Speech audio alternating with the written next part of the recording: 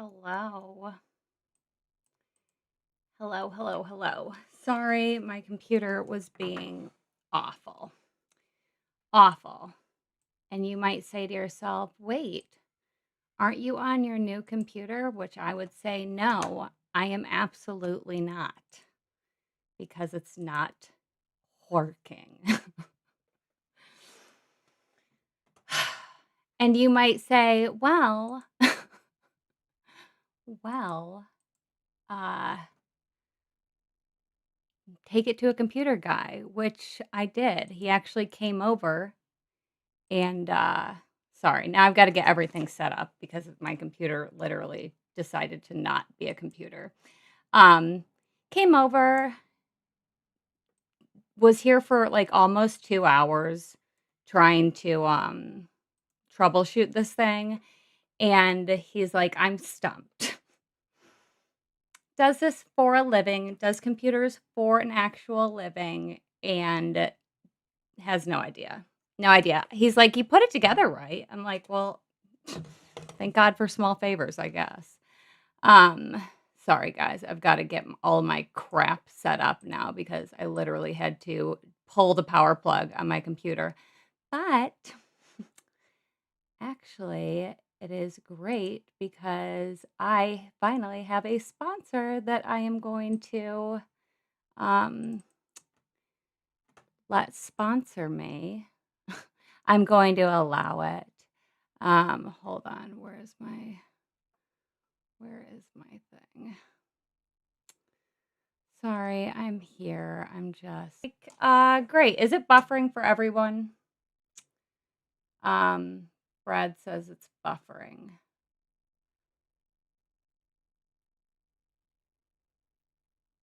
Let me know. Let me know. Hi, Linda Faye, upstate New York near Saratoga Springs.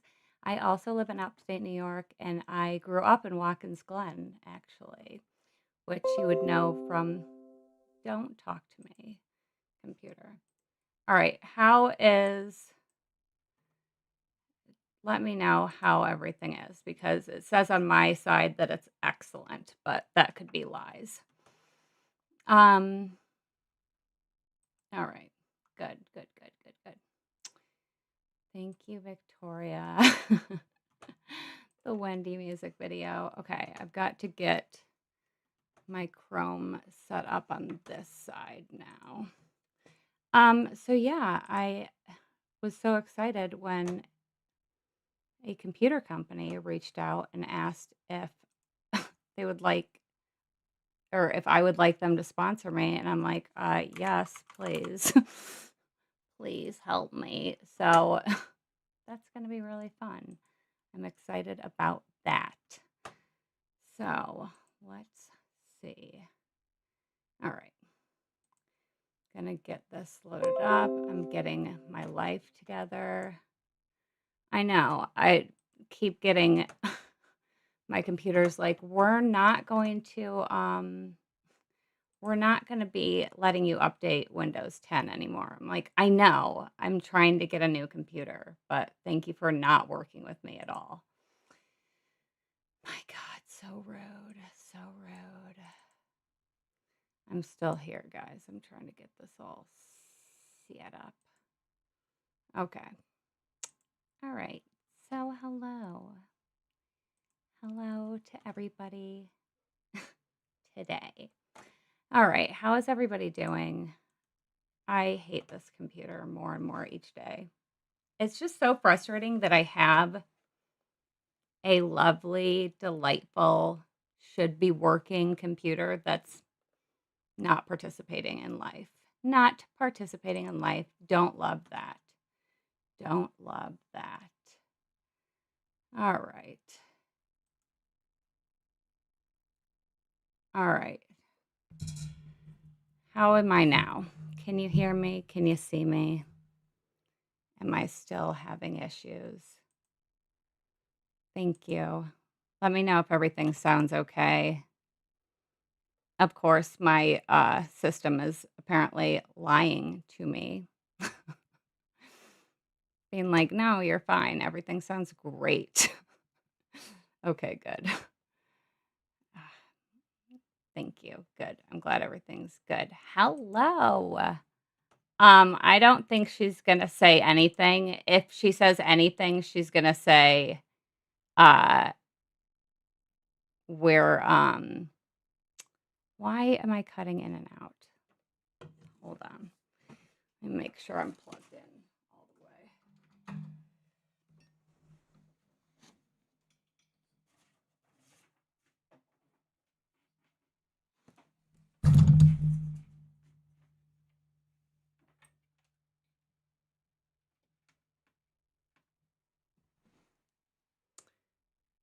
All right. Thank you, Amy. All right. Okay, good. Yeah, close out and come back in. Okay, so the hearing ADR is supposed to start at 3 o'clock, and I've got it um, pulled up over here. So when it starts, we'll go ahead and throw it into high gear. Good. Okay, good. I think my computer gets mad if I do anything else other than just sit here. Yeah, if you're having problems still with the audio or anything, I guess just try to leave and come back. Just refresh. Australiana maid says she's gonna say Wendy did it. She most certainly will. Oh my gosh. I know. Everybody always says that my chair, which is appropriate for Halloween. Maybe I'll get a chair company to sponsor me because I don't love this chair. Okay. Maybe that will put it out into the algorithm because I feel like maybe my, my sad time about my computer got out to somebody because they're like, "Oh, we saw that you tried to build a gaming computer. Let's just send you one." Thanks. Yeah, Rob did it. Brad Fine says Donna will say Rob did it. 100%. 100%. I know. I didn't notice that until you guys said something. It's so funny. All right. Thank you, MK Connecticut. I was just about to ask if you guys noticed the thumbnail. MK Connecticut says the thumbnail is perfect. I loved it as well. It features Jackie as an actual horse. Thank you, Steph sells stuff by the seashore. She says, Jackie, my hair turned out on point. Thank you. Yeah, so this is what the color is without it being overdone with the purple, which I'm not mad about the little bit of lavender also. Yes, Streamscape. I think 100% she will say either I maintain my innocent or Zeg Zegetrist. And I'm just gonna call you Z. Donna will say I'm an innocent woman. 100%. Thank you for the compliments on my hair. I washed it like a week ago. I'm surprised it looks decent because it's been up in a bun for like 2 days straight. I wore my Donna cardigan today. I wore my Donna cardigan. We took the kids to Monster Jam over the weekend, and I put we went last year and we sat up in like the third row or like the third level of seating, and it's fine. And we sat in the second row because I wanted to get us good seats, not even thinking about like the fact that it's probably going to be way louder. And they all cried. And I felt bad and we left. I felt so bad. I had, earplugs for them, but I think it was more than the sound. They could just like feel the engine revving. So it was just a little too much for them. And so we left. Um, oh yes. Dreamscape says, did you see that the courtroom 3G is reserved for the next 2 days grand jury? Maybe. Maybe. I'm not sure. Um, Rabbit says new Halloween movie, Freddy versus Jason versus the Adelsons. Oh my gosh. Um, yes, tenacity for the truth says, can we all agree with Dan Markel's father in wishing Donna a long freaking life of 120 years, 45 years of torment here on earth before she faces what will probably be eternal torment? Yes. I loved that. I loved that. Um, hello, DIY with Erica and watercolor by McCraw. It's so nice to do like um a daytime live stream because uh I always get like a different group of people at night. Um and it was, like we had our little clique going. I felt like during the trial every morning on at like 8 a.m. Okay. So yeah, we've got like a half an hour um of this trial right now. Hi, Ann Trower. Thank you for becoming a member. And Dreamscape and Beach Bum and PJ and Baby Doll and CJ PJ. Please let there be a DJ and a BJ in here too. If Wendy was here, there would be a BJ in here. My gosh. Baby Doll, apparently she already has. Baby Doll said, I wonder if Donna will talk crap about the jury getting it wrong. Apparently, she already has. There's a incident report on from one of the guards. Hold on, I'll read it exactly because it was pretty funny.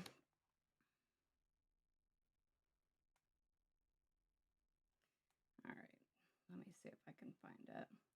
I swear to God, the search feature in photos has got to be the absolute best thing ever.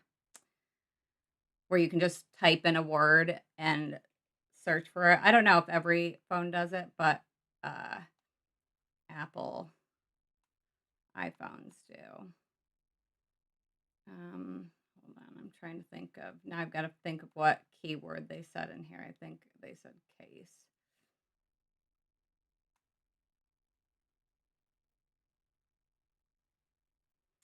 Okay, so it said this was on 9/13, so exactly a month ago. It says detainee Adelson, Donna, has been crying and then has her number because that's all you are anymore. Congratulations. Donna has been crying off and on while discussing her case on the phone, which is a Securus phone app on her tablet. If any information about her case is leaked out to the offenders housed in the female direct area, detainee Adelson leaked it herself. Her conversations have been loud enough for everyone in this area to hear it. She has been discussing her thoughts on the judge, prosecutor, and the jury. Of course, she has. And other topics from her trial. Due to the phone lines being recorded, this information can be backed up by that evidence. I refrain from saying anything to Mrs. Adelson because she has a right to speak at her own free will. I just wanted it to be known that she is openly discussing her case over the phone in a direct supervision area. I can't refrain from the other detainees from listening. I will be informing the shift supervisor of this matter as well. There is nothing further for me to report at this time. Okay, so Z, or I'll call you Zeg. Zeg asks, how long or how soon will she go to her forever home? So I believe that they go to what's called the reception center first. And they're basically based on her behavior in jail, like what her basically what she did, what she was charged with and everything, then they will make a decision to where she's going to actually be going long term. And I don't know if there's a ton. Let me look up what the options for prisons are in Florida. I don't think she can go to Lowell because I don't think that she's allowed to be with, Katie. I'll text Grish and see where he is. Baby doll asked. Um,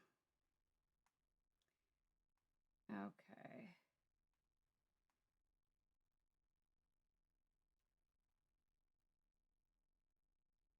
All right. So there's the reception center, which sounds lovely.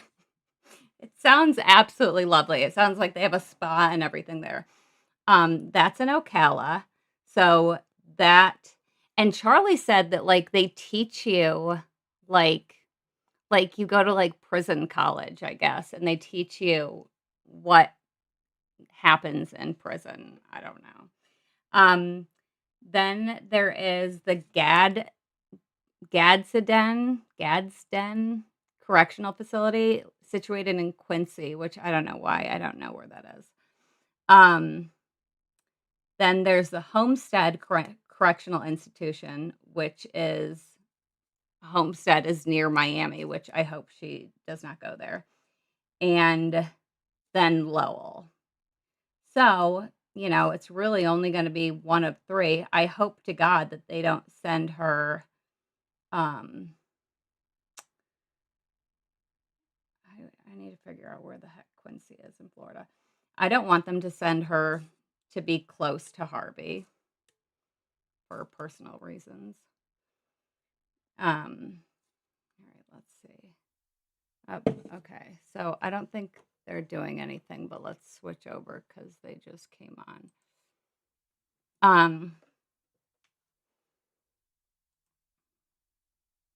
All right. Let me see where Quincy is. Okay, so that's right near Tallahassee too. I really want her. Okay, thank you, baby doll. I really want her to go there. Okay, so Rabbit, even though she's not getting life with hard labor, which agreed 100%, she is going to 100% be somewhere that doesn't have air conditioning. Which she's sitting in the back of that SUV after she gets brought over from I hope you guys have all seen the video of her, like, freaking out after she's convicted. She's sitting in the back of the SUV, and she's got her little blue sweater on, and she's like, "I'm so hot, I need you to take this sweater off." It's like, "Oh, Donna, I hope you're hot now because you are literally going to be sweltering, sweltering." I hope. Um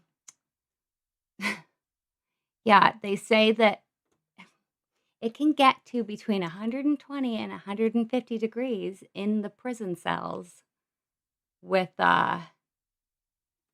in the state of Florida. And if you ever have lived in Florida and your air conditioning goes out, it takes about 1.5 minutes for you to start to die when your AC goes off in your house in Florida. I can't even imagine. I can't even imagine. I mean, and granted, like, this it's not like that's the worst thing ever in ever. And I guess just I think it was this past July, um, they were trying to get a bill passed through to spend like $500 million on upgrading air conditioning systems in the prisons, and it was they said no. Nope. No, no, no, no, no. Yes, DIY with Erica. No way you could sleep well. And the people they were basically interviewing people that were in these, in these prisons, and this is still not on. I'll come back to me. Um and genuinely they're like, we just have to sit completely still and not move because it gets so hot. Um Yes, Amy. I'm working on Amy Cruz says maybe Donna and Sarah Boone will be sweating it out together. Okay. So I actually have I genuinely I have about probably 8, at least 8 videos that I can think of off the top of my head that I have kind of in the chute, getting ready to go. So one of them is a little, Donna and Sarah Boone duet, if you should call it. Yes, Dolores Hamilton says that's why we bought a generator for the house. Yes, I was absolutely we had our air conditioning go out right after I had, my oldest, youngest son. If you guys don't know, I have 9 kids. My husband and I each had 3 kids when we got together. So we had 6 kids between the ages of 1 and 4 when we first got together, and then we had 3 of our own kids. So, we our oldest is almost 21, and then our oldest together is 10 years old. So, we, the air conditioning went out, and thank God that we had a mini split in our bedroom also. So it was like I locked myself in the room with the baby and was so thankful, so thankful. Thank you, Kathy. Kathy says, I can't wait for your new stuff, Jackie. Yeah, so I'm working on thank you, Stephen. Stephen Krim says you've been busy. Yes. We were busy. And I mean, our oldest, the split between, Juicy Baby will be 3 at the end of this month. And then my oldest daughter, our oldest daughter, Athena, will be 21 in January. So, yes. Yes, Need Some Z's says it's basically the exact opposite in Canada during the winter without heating. Exactly. Which, I mean, I live in New York right now. We live in upstate New York. And I grew up in upstate New York though, so like I would much rather be cold than hot because just the process of warming up from being cold, I feel like is so much nicer than trying to cool down after you're literally like dying. Um, but the freaking nice egg and the absolute horrific, horrific bullshit prices that there are making people pay for electric is insane. People's electric bills have literally like quadrupled in like the past year or so. All right, let me send uh Grish a message, see what he's doing.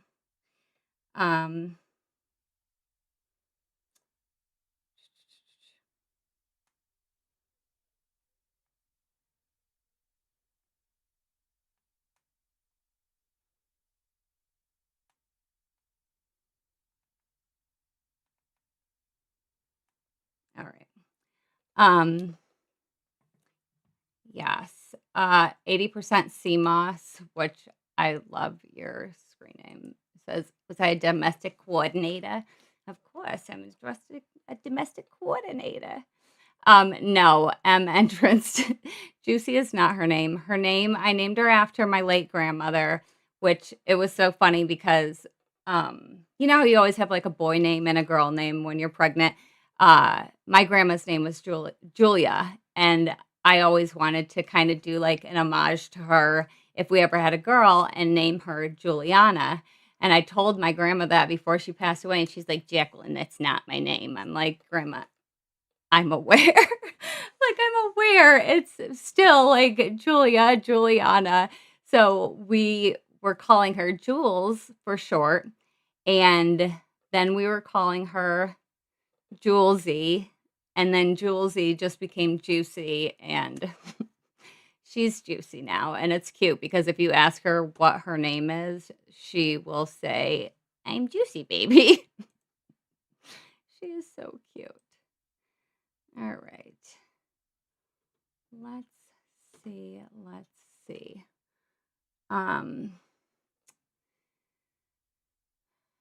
Yes. Yeah, CJ says the electric bill is unreal. Somebody posted, I'm in a Facebook group called like you're gorgeous, by the way. Like Nice Egg needs to be held accountable. And this had to be obviously a typo. it's obviously everything is a typo on Nice Egg's fault or on Nice Egg's side. And I called them once because I'm like, there's no way our electric is this. I said, we literally bought a wood burning furnace that heats our entire house and heats all of our water. So those are your two biggest expenses in the winter is the heating of your house and the heating of your water. And the wood burning furnace does both of those things. And I said, there's no way we are spending this much. Well, they literally had like over 1,000, like our actual meter to like what they had was like 1,000 kilowatts off, something nonsensical. Nonsensical. Thank you, Gino. Gino, I like your dog. Gino says, I love your coverage. I admire the fact that you and your husband are raising 9 children. I only have 5 and love every minute. God bless. Yes. Yes, yes, yes. And Jackie Durham says, you're too beautiful and put together to have 9 kids. Well, I technically so our youngest of the OG 6-pack is about to, he's a senior this year. So he is graduating this year. So when we first got together, he had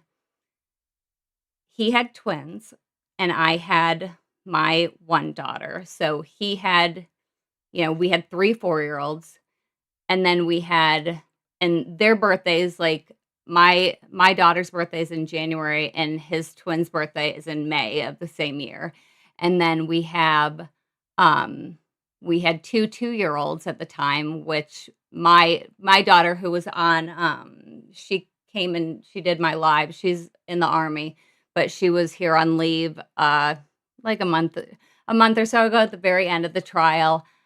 She was here and she came on a live, and her birthday and his youngest daughter's birthday are 15 days apart. So they were almost the same exact age. So 3 4-year-olds, 2 2-year-olds, and then my little guy, Aiden, was January. Also. So I've literally like so my kids, Athena and Aiden, were born exactly like their birthdays are 2 weeks apart in January exactly. And then when I had our 10-year-old, he's in August, and his birthday was exactly 2 weeks before Ava's birthday. And then Allie's birthday is 15. So everybody has like a birthday like partner except for Juicy Baby. She's all by herself, but she's got Halloween. So.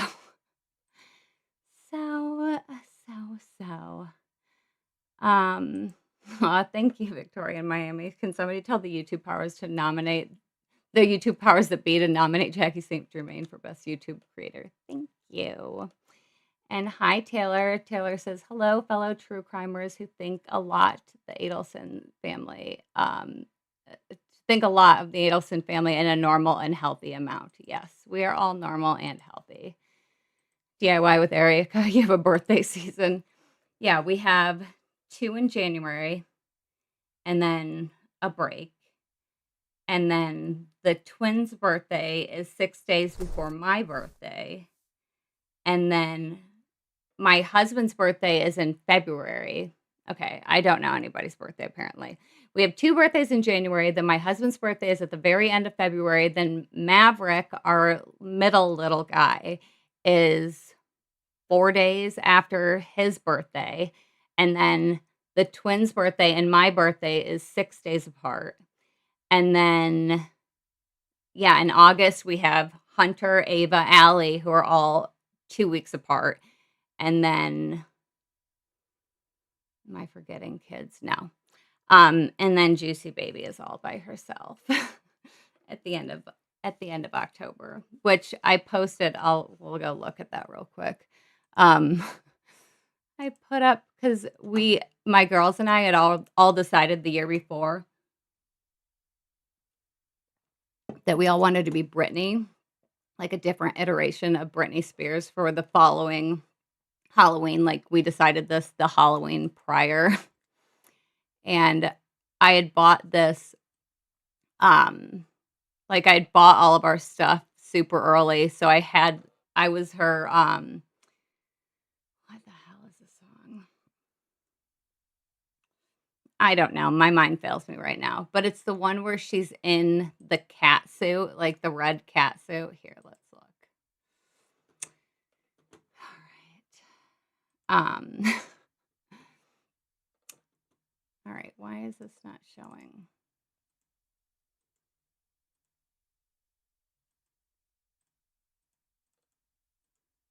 Sometimes it will open up because it's not showing all of my girls. Because Caitlin's over, or no, Athena's over here, and then oops, I did it again. Why aren't you showing my whole picture? I'll have to repost this. Um, but I bought Juicy Baby a little matching outfit just in case she was born. And she was born October 30th, and this is us like 30 hours later. So Ava was slave Brittany, and Allie was circus Brittany, and Caitlin was the toxic Brittany, the airline stewardess. And if anybody can tell me what song this is from, why can I not think of it? All I can think of is the part where they say, "But didn't the old lady drop it into the ocean at the end?" "Yeah, baby, I went down and got it for you." "Aw, you shouldn't have." Oops, I did it again. No? Yes. No.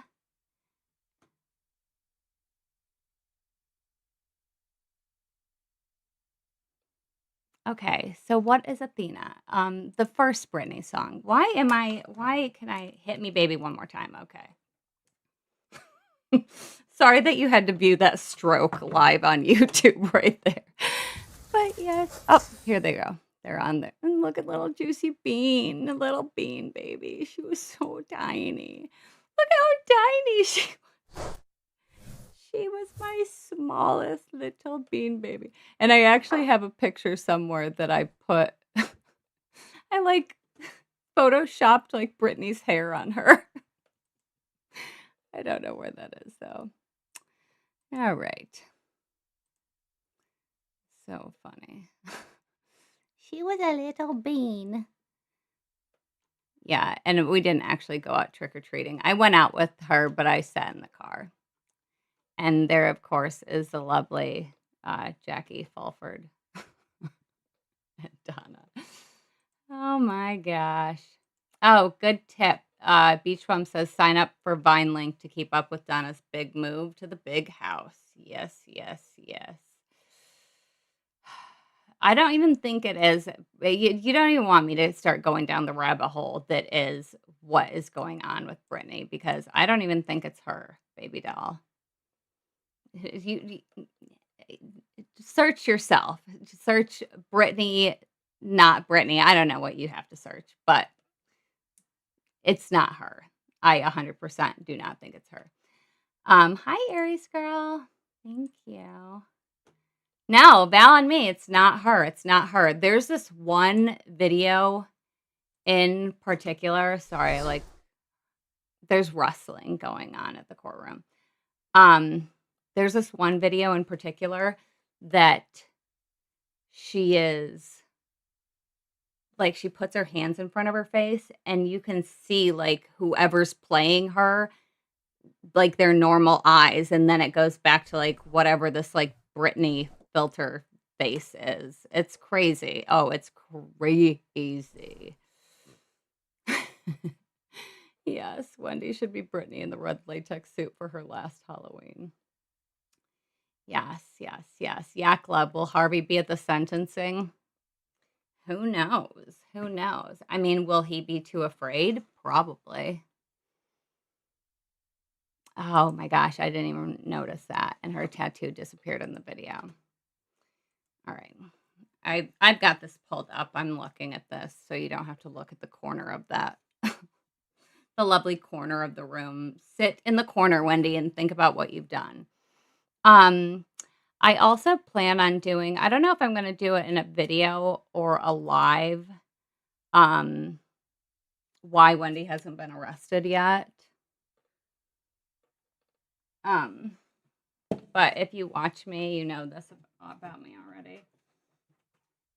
That I have, come here for me, friends. whenever this arrest happens, and not if, when it happens, 100% it's happening. I have confetti cannons ready to shoot off. So I might come in here in pajamas and, crazy matted bun, but whenever it happens, I'm coming. And can I tell you how nervous I get anytime I'm away from my phone that's when Brittany's going to be arrested? Or not Brittany, Wendy. I'm always so afraid. I'm like, oh, James says Harvey is there in a suit. Charles Grieve says Harvey won't be too afraid to show up. He'll just be too busy on Crumbler, the hookup app for geriatrics. Stop.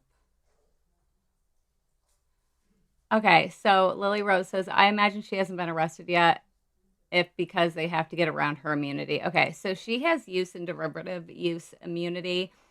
And basically anything she says in the trial can't be used against her. And also if she said something that they didn't know about, like the example I like to use for this is Luis told the cops that Sigfredo shot a hole in the vehicle, which they didn't know about. And then they went back and investigated and figured out that, oh my gosh, yes, there is a hole in the bottom of this car. They can't use her testimony to go search up new stuff, but they can still 100% use every piece of evidence that they have against her. 100%. I wonder how the freaking volume's going to be on this, because usually it's trash. So I'm just going to go ahead and pump up the desktop audio already. Oh, Patty's at the courthouse. Yay. Thank you for letting us know. Lily Rose said Harvey knows how to pick a suit up by himself. Shocking. It is shocking. Oh, Patty got the bunny shot of him. I'll have to go look at her thing.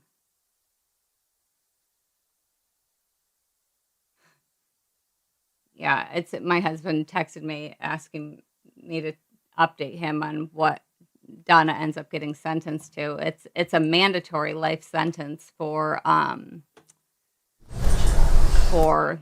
the murder one in the state of Florida. So it's going to be life plus whatever he ends up giving her for the other two charges, which I think Charlie got life plus 60 years because it was 30 for each charge.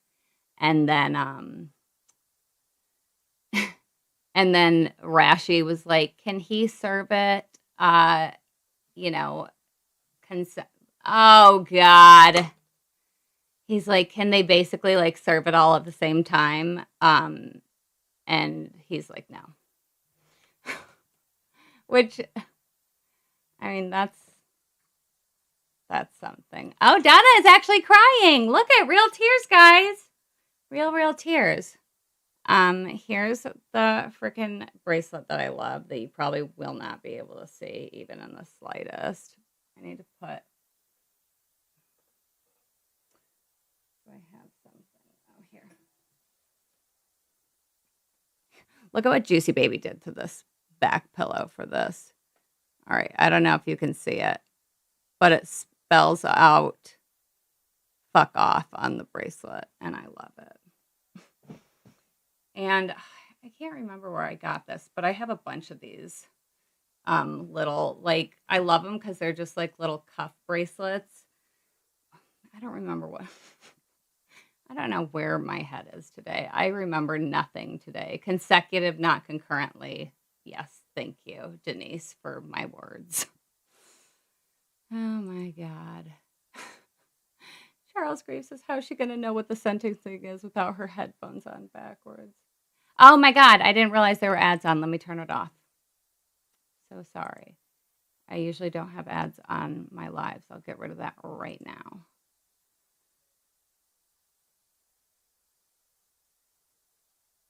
Okay, ad free. Sorry, guys. I try not to do that to you, especially something like this, which is important.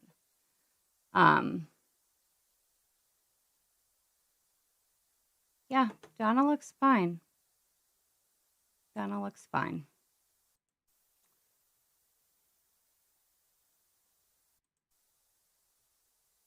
I don't want to make my computer too upset with me by having the audacity to ask it to play it like a decent frame rate.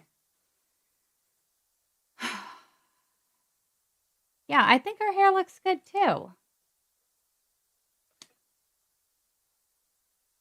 Oh no, Lily Rose said she's getting a nor'easter today up here in Massachusetts.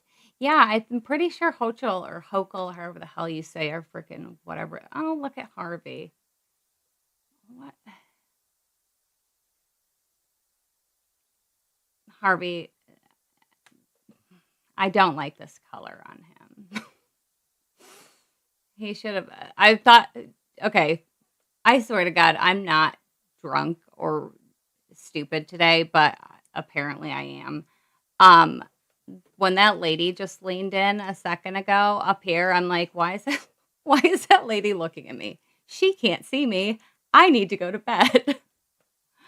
80% Sima says she's crying because Harvey wore the brown suit that she hates. Rightfully so. It's terrible. It's terrible. It's terrible. Yeah, she doesn't get to wear her sweaters this time, DIY with Erica. Where is Devo? Where is Devo? Tenacious P, he's wearing brown for a reason. Yeah, to what? Cover up when he shits himself, when they just like tackle him to the floor in the middle of the courthouse. I wonder if Wendy's going to be here for emotional support. It does look like he has a wig on with this lady's hair in the back. It looks like he has a mullet. No, this is it's not even a nice color brown. I'm not a huge fan of brown, like in clothing. I still think this lady is looking at me, even though I know she's not. Yes. It brings out his liver spots, Eric. All right. My YouTube thing was like, time to insert an ad. No, I just turned you off. Stop. Tenacious P, murder in the front, party in the back. Stop. No, Wendy will definitely not show up. Oh my gosh, Aries girl, 100%. She says he reminds me of Herbert, the pervert guy on Family Guy. Yes, he totally does. All right, now we have to look that up so everybody can understand the reference.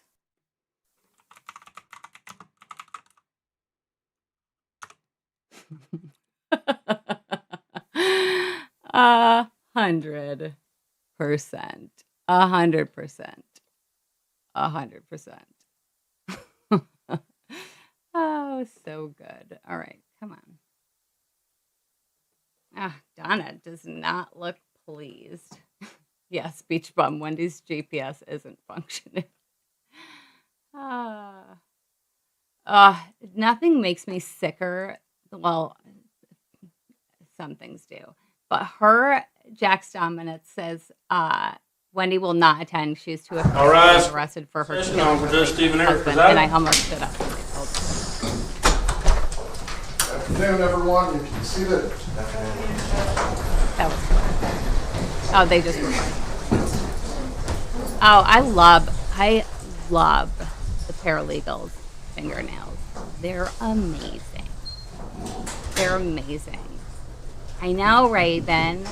First thing I noticed. Rabbit, same suit he is in the 70s, 100%. And yes, S. Hopkins, purple is her color. Donna, you're autumn or whatever you are. No. RC says Everett is going to have no chill with Donna. I can't wait to hear what he says to her. Yes, Bama rolls. This won't last long. Oh, let me put this on the screen. Right now. How about I get my life together, guys? Okay. Can you guys hear this? Okay. okay on your end? I don't know how to turn off.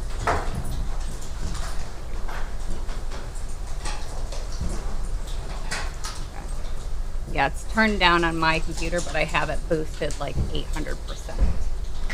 I don't feel like Judge Everett is the type of person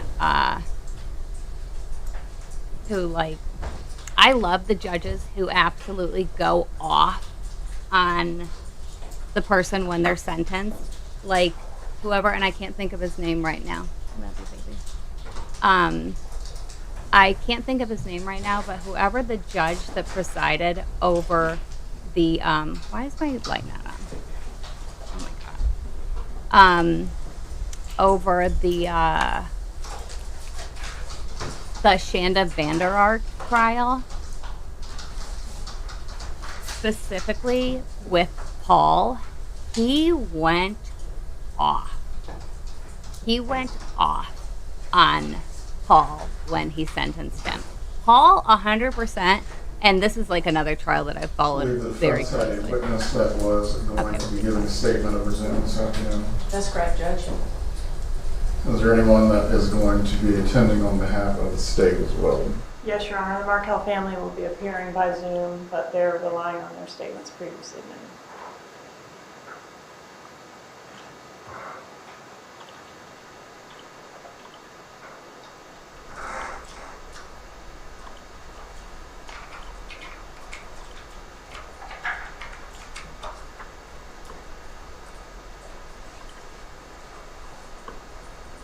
Thank you, Aries girl.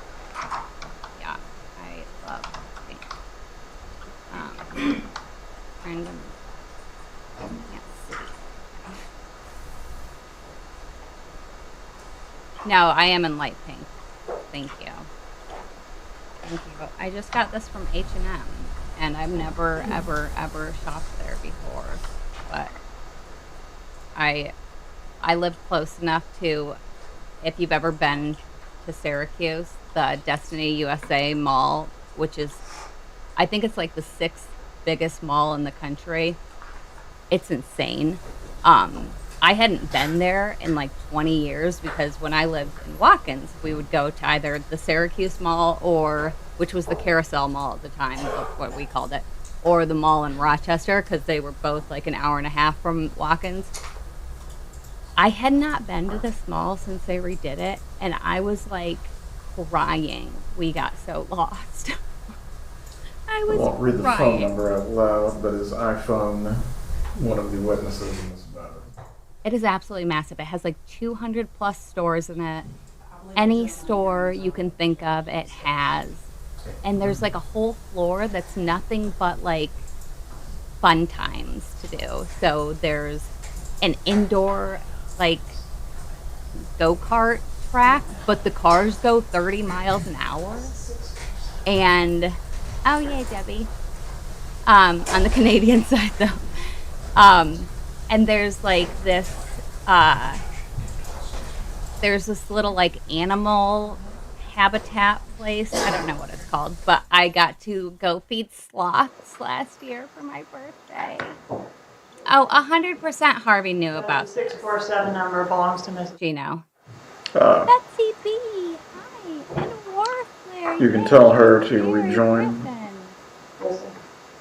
And Wendy Adelson's fake tears, all my people, and Heart, and Aviator 99, 100%, and Dreamscape. Oh, it's fun to see that. I feel so bad because I've just been, everything is super, super crazy in October between and I haven't even started my costume. I'm a terrible person. But If everyone on the Zoom can keep themselves on mute until it is time for you to speak, please. We're here this afternoon for final disposition and sentencing in case number 2023 CF 3226, State versus Donna Adelson. Parties can make their appearances. Georgia Kappelman for the state. Joshua Zahn for the defense. Jackie Fulford on behalf of Mrs. Adelson.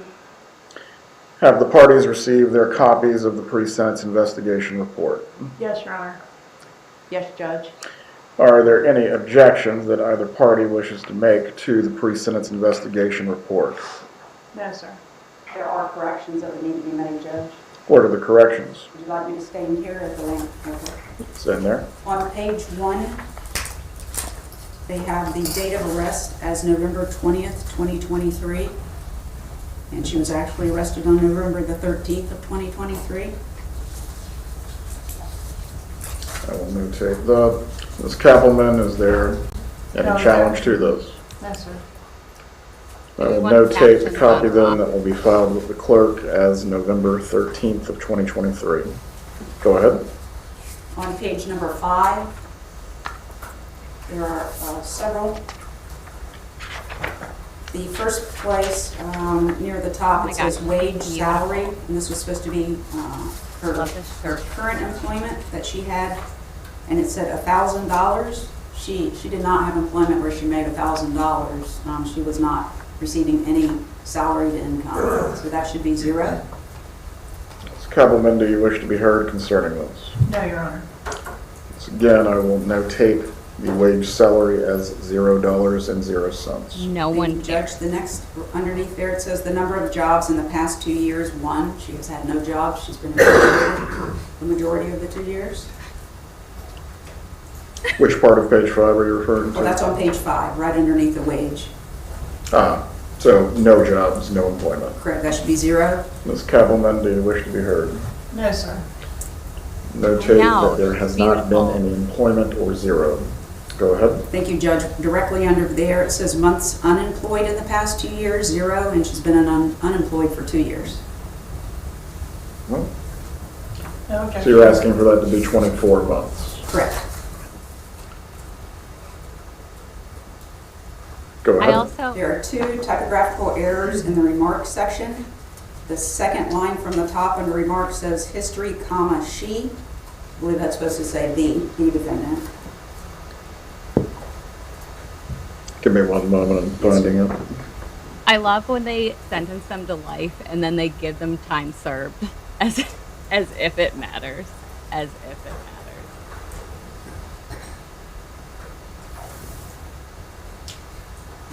Yeah, she's a domestic coordinator. She takes You said care history of is the first word activities and leading into the lessons. History is correction. right next to the word she. You see that's on the second line down. It says remarks, and then the word right under there on my copy says history, comma, she. Yes. It should be the. Ms. Kappelman. No objection. Go ahead. And then in the same paragraph, 4 lines down to the far right, it said who had fallen in. That should be ill, I-L-L. No objection, Judge. The hardest culprit has worked on this case 100%. Georgia looks awesome as always. Go ahead, Ms. Wolford. Yes, sir. Going down under the financial status to where it says estimated total debts. In the second line, it says a second mortgage was taken out to pay for their home. That should say legal expenses, not home. No objection.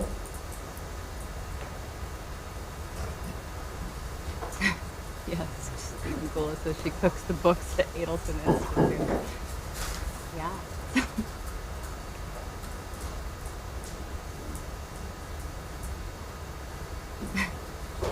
Go It ahead, was Ms. too Wolford. late Yes, at sir. the The trial. same section too, where it though, states remarks, in me. 3 lines down, it says husband's dental practice.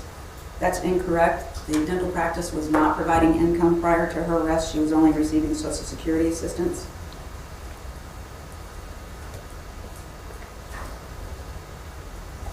I know. It's really a shame that she has the same name as me. We can just call her Horsey. You're just asking husband's dental Or any practice to be other. scratched through. That's correct. The only income was, they listed Social Security, but they listed both. Yeah, it's tenacious Kate because they want to hide all their, other income. They got rid of the entire safe before they did the search of the house. Fulford Well, points that out. anything else? On page 7, Your Honor, About halfway down the page, it has the remarks section. Case And closed, let if her you go. go 1, 2, 3 lines from the bottom where it's listing grandchildren, on the right, it has a child's name, 14, and then it says a female, 7. That's actually a male. No objection.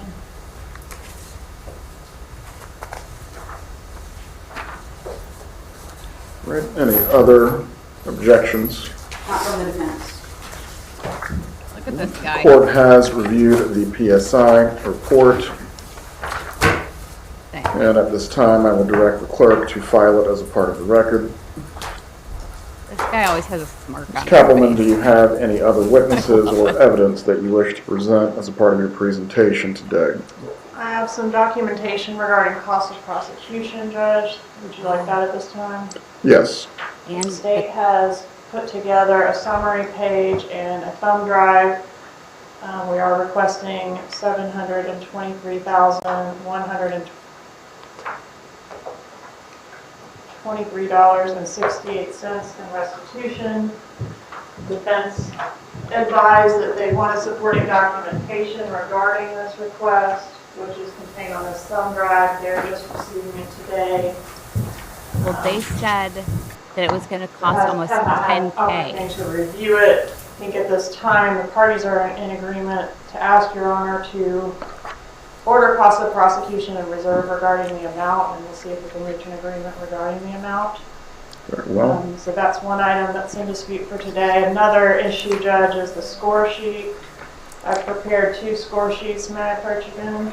You may. The score sheet, negative 8,564. Death points, bringing the lowest permissible prison sentence in months to 172.5. The second does not include the death points, bringing the lowest permissible prison sentence in months to 82.5. It was brought to my attention yesterday that the defense objects to the inclusion of the death points. The limited research that I've had an opportunity to do suggests that they should be included if the death was a direct result of the crime. I believe it was. The defense wants to argue otherwise, so whichever score sheet Your Honor chooses to go with, they're both provided there for you. The state is requesting, are you ready for me to argue what I want for sentence? Okay. Go ahead. Obviously, life on count 1, Judge, we would ask for 30 years consecutive to count 1 on count 2, and 30 years concurrent to count 2, but also consecutive to count 1 on count 3. I do not have any additional testimony or other evidence to provide, Your Honor. We've had this issue of the death points being attached to the non-homicide offenses come up in other cases. Certainly the death points would attach if there were an offense that were being scored, but the first-degree murder is not being scored on the score sheet. What would be the basis, Ms. Kappelman? That the death resulted from the conspiracy. It wasn't just a conspiracy without a death. It was a conspiracy that directly resulted in a death, hence the death points are appropriate. What is the defense's argument concerning the score sheet? I'll do my best, Your Honor. I've been under the weather for the last week or so. It's the same argument that was made on behalf of Dr. Adelson post-conviction. Your Honor granted the correction of the score sheet. Solicitation and conspiracy do not require an actual death. And I'll just rely on the same cases that were relied on by Dr. Adelson. State v. Johnson, 561 Southern 2nd, 1321. The crime, quote from that case, the crime of solicitation is completed when the actor, with intent to do so, has enticed or encouraged another to commit a crime. The crime need not be completed. And then in Becky v. State, 423 Southern 2nd, 417, second DCA, crime of conspiracy consists of 2 necessary elements: an agreement, 1, and 2, an intention to commit the offense. Once the intent is formed and the agreement is made, the conspiracy is complete. Just like Your Honor did in Charlie Adelson's case by order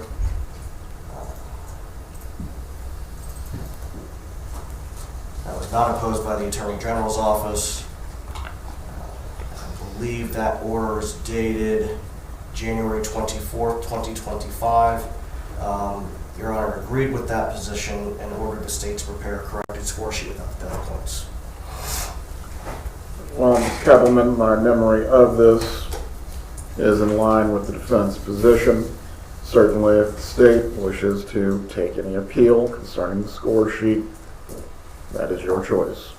Understood, Judge. Death points will not be added to the score Doesn't sheet that matter is signed anyway. by the court. Is the defense ready to proceed with its presentation? Yes, Judge? No, You may Holly, we're proceed. just starting. You got here at the perfect time. Would you like me here or at the podium? You may remain at the table, or you can come to the lectern, whichever. Okay, thank you, Judge. I guess we would start with the witnesses that we have. The one that's standing by on Zoom is Dr. Ben Graber, who would like to make a statement on behalf of Mrs. Adelson. Dr. Graber, if you at this time can please. I hope the Zoom Turn on the audio is microphone. better than they've been in the hearings.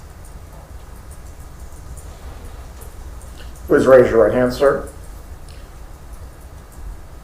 Dr. Graber, if you can raise your right hand to be sworn.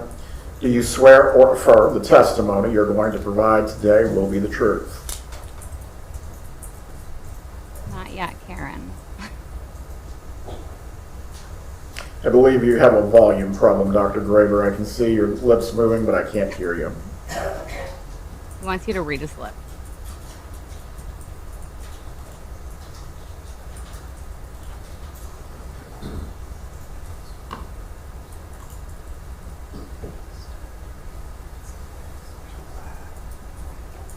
Thank you, Lily. I have the audio boosted 800%. Yes, just so I can test that we For you do guys. have proper audio.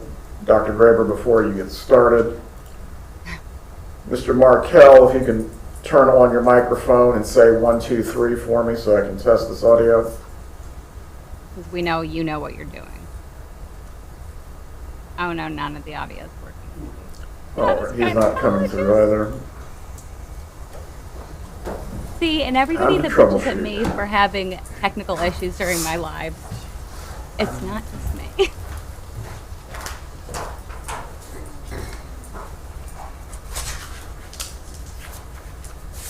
And true to form, there's a fly in here. You know, they couldn't miss the sentence. Yes, but I didn't know what I was supposed to be doing. Whose phone is that? Right. Dr. Graber, if you can say 1, 2, 3 while I test this equipment. I'll turn this up now. Because we can barely hear that. All right, I can hear you now, but we can't get him over the loudspeaker. At least I turned it up for you guys. I've someone got must have switched the audio settings. boosted at 1200.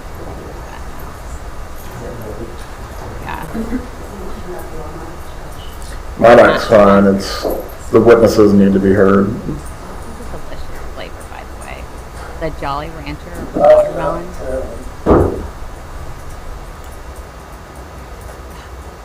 Right. Thank you, Mr. Markell. I'm going to place you back on mute at this point. So they're doing victim impact statements. So people on Donna's side get to speak. The Markells have already done their victim impact statements right after the Dr. Graber, conviction. try to talk for me one more time. 1, 2, 3. So, 1, 2, 3. okay. 1, 2, 3. Yeah, so this is a victim impact statement. Judge and a Radio Shack, man, all in one. All right. Shouldn't have said anything. Sorry if that came across Working. really loud. It He said is. Radio Shack. Let me swear you in again, sir. Please raise your right hand. Do you swear or affirm the testimony you will give today will be the truth? I do. You can lower your head. If you're examining the witness, or is he reading a statement? He's going to present a statement, Judge. Dr. Graber, you may proceed at this time. Thank you, Your Honor. I appreciate the opportunity to come and speak on behalf of Donna Adelson. If I can, let me just brief description of who I am, my background. I've been a friend of the Adelson family since 1979. The first 20 years I knew them, we were actively engaged in many activities. In the last 20 years, I haven't seen them that much until this trial became apparent to me. And my background is I'm a medical doctor practicing obstetrics and gynecology, 45 years here in Florida. I was also a state legislature from 1988 to 96, representing Coral Springs and parts of Broward County. I was the county commissioner in Broward County and mayor of Broward County for 1 year in 2006. Also a professor at the University of Florida Medical School and the University of Miami Medical School in clinical OBGYN. And I'm here to speak today on behalf of Donna Adelson, the person I've known for a great deal of time. Hi Donna, just want to say hi. I'm sorry I can't be there to hug you. And I'm sorry we didn't get to have that dinner after your trial was over. But I'm here to, on your behalf, to let you know that you have friends, and I believe in you. Let me say that, Tom, I never thought we'd be here at this situation when I first met you. It was a total shock to me and to our families. And it's a tragedy for me to have to be here to talk about this. I feel very bad for your family, for the Markel family, for the tragedy everyone's experiencing. To me, I've been following this for 2 years. It appears to be a dissolution of two families. My background is similar in many ways to both families. Like Ruth Markel, I'm the son of Holocaust survivors. I actually was born in Germany as a displaced persons camp. Came to the United States at the age of 18 months. So like the boys, Lincoln and Benjamin, I don't have a lot of recollection from the first beginning of my time in the United States, where they don't have the recollection of their father, which is very sad to me. But they do have families, and I had family. And we have to learn a great deal from our tragedies how to come back into life. My distress is not just for Donna and the Adelsons, but for the Markels as well, and especially for 3 generations of each family. Only the I see Markels. in tragic downward swing. And yet, I did meet Lincoln and Benjamin at the bar mitzvah last year, and I got to meet those 2 boys, wonderful boys. Unfortunately, I never got to meet Dan Markel, but I have read many of his articles. Very impressive, very brilliant, very talented man who made some very good points about the law and about compassion in the law, which he felt could be improved. And I agree with that. So part of what I'd like to say today is basically that I do believe that Donna is a victim of not just circumstance, but has been actively exploited by parties involved in this case. I believe she was exploited by her son. False. Knowing Donna, who was the youngest child in her family, and knowing her mother, and how close she was with her mother, and understanding their love and need for family, it makes no sense to me that she would pursue an activity that will destroy 2 families like it has. She had no However, problem doing it. having known her son and some of his issues, I believe Donna, in her own naive way, trying to be a loving mother, is subdued by guilt, by silence, by denial, and perhaps even active exploitation, and used for activities she had no part of. So I believe she's innocent on all 3 counts. Good even for though you. She was found guilty on all 3 counts. Part of my understanding is also that the victims here are both families, and to watch the hate and distress and the vengeance I see is a terrible thing to look at. As Holocaust survivors, you'd think we would understand that better, how damaging it is to families. I would have to say my background, I grew up in the Bronx, went to the public school system. I actually was at Queens College when Nobody Donna was cares here. about I you. didn't know her. She graduated a year after I did. My wife Sandy graduated from Queens College as well. In Coral Springs, we met up after being there a while, new young families, professionals trying to build a life, having children, building a community, which we did. So to see this situation occur, to me, is devastating in many aspects. As a legislator, I can tell you that we see things in law. Even though I'm a doctor and I was chairman of healthcare, I was a Democrat. No one majority cares leader, what you are. I sat on the Judiciary Committee for 2 years. You're and an the idiot. laws. Even wrote some of the sentencing guidelines and participated in passing them at that time. And what I learned over the years is that I had the privilege of passing many laws, because I was a leader and I was able to work both sides. And so many of my laws exist in the books. I get calls from judges periodically asking me about the intent of the law when I wrote it, because they have a case and it's come down to what did you intend to happen from this law. And they would ask my opinion and they would use that information. So I'd like to look a little bit about the intent of the judicial guidelines for sentencing. Oh my I think God, the- shut the fuck up. Life without parole is a very harsh sentence. Dan didn't even get that That was chance. not the intent, So was shut to up. punish domestic cases with that, but to hit drug dealers and organized crime and dangerous to the public. But I think it's been switched over to be used in conspiracy theories against the average citizen, which was not the intent of the law, in my opinion. Second of all, I think that it's unfortunate that this case has gone into so many new victims. And we've already, you have 4 victims who have been found guilty of murder. 2 have committed the murder, maybe What? 1. The other are conspiracy theories. And I would believe that I would suggest that needs to be reviewed by the legislature. That's my opinion. Now, in this case, Dr. Graber, before you continue, Shut the fuck is up. this being offered as character? Because No, he's it's not not. an expert on the law. There we go. It's character, Judge. We're not asking you, Very well. Fulford. You may continue, Sit the Doctor. fuck down.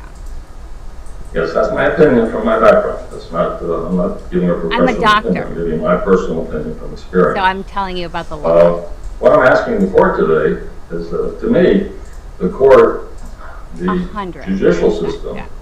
the power of the judicial system is in the judge.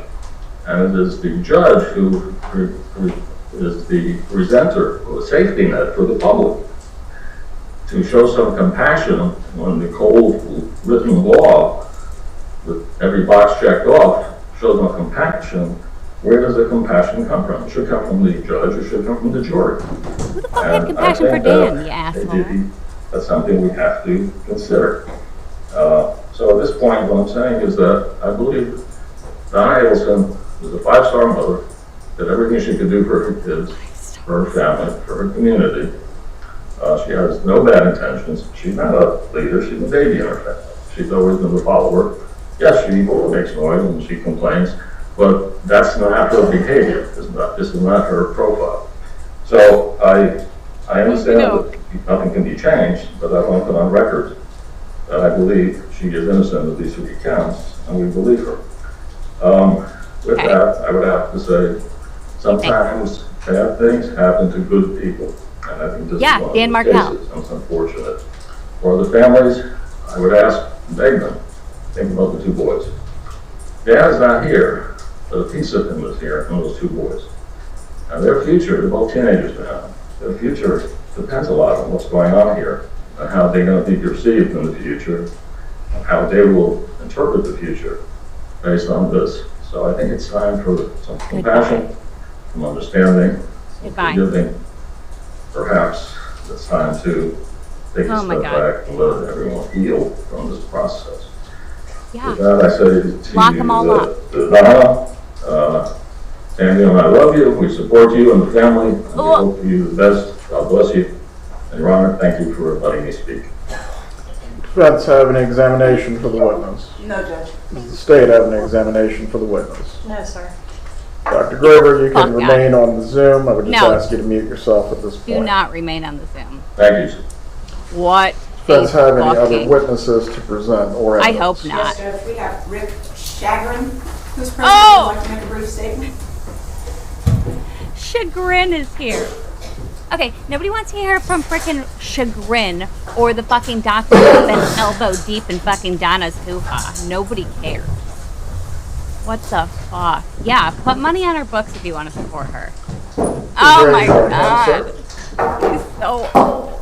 Do you swear or affirm the testimony you will give today will be the truth? I do. You can lower your hand. Au You may contraire. direct the witness or you may give a statement. If you could state your full name, please. My When name is he Richard went- Gordon Chagrin. And have you prepared a statement here today? Yes, I have. Okay, you can give that to the court at this time. This is on behalf of myself and my wife Susan Brotman, an attorney at law. We have known Donna Adelson for over 35 years. She's been a dear friend and travel companion, and we are still in shock of her current circumstances. We know her to be a loving parent, wife, and grandparent. We stand behind her claim of innocence. We feel the trial was held in a county where there's been a lot of bad and inaccurate negative publicity, therefore not allowing a fair trial. Publicity. We contend if a change of venue was granted, she would have been found not guilty. We are hopeful she will be relocated to South Florida, where she can pursue all legal remedies available. Thank you very much for your consideration. Get the fuck out of here. These are character statements or quibbling about the evidence and the rulings? The It's full character, version. Judge. They're here to talk about their friendship and time. Thank you. Any witness examination for Mr. Chagrin? Scott. No, Your Honor. You may be seated. Any other witnesses? We did provide to the court, if you received your copy, Judge, some very short letters that were written as character support on behalf of Mrs. Adelson, if I may go through those at this time. Go ahead. Thank you. The first letter that was submitted to the court was by Annie Cunningham and Ronald Gutterson, who testified at trial. They say, "We are writing this letter to restate our knowledge and feelings regarding Donna Adelson. We have known Donna since 2009 and consider her to be our dearest friend. Donna is a kind, caring, loving person. She was always concerned with the welfare of others. She is not the monster portrayed by the media. Donna is incapable of threatening or harming anyone. Donna is almost 76 years old and in frail health after almost 2 years of incarceration. We will always believe her to be innocent and ask the court to take these factors into consideration when deciding Donna's sentence." Now, guess what? You're going to have less time in Next, we prison. submitted to the How old you court are. was one of her longtime friends, Ruth Rosenberg, who wrote, "I immigrated to the USA from Israel when I was 1 month shy of 12. I lived in Israel in a town of 5,000 inhabitants where my family knew almost everyone and came to New York City, Queens, with a population of close to 8 million residents. To say it was a culture shock is an understatement. I didn't speak any English and physically looked like an underdeveloped child in comparison to the American girls my age. I entered the 7th grade in September, not knowing any English, the, quote, stranger in school. For several months, I sat by myself at lunchtime in the cafeteria, staring at the next table, where Donna and a group of her friends were conversing, laughing, and having a nice time. One day, Donna walked over to my table and asked me if I would like to join them, and of course I said yes, please. That kind gesture started a 62-plus year friendship. She invited me to her house to meet her family, and over time we became like sisters.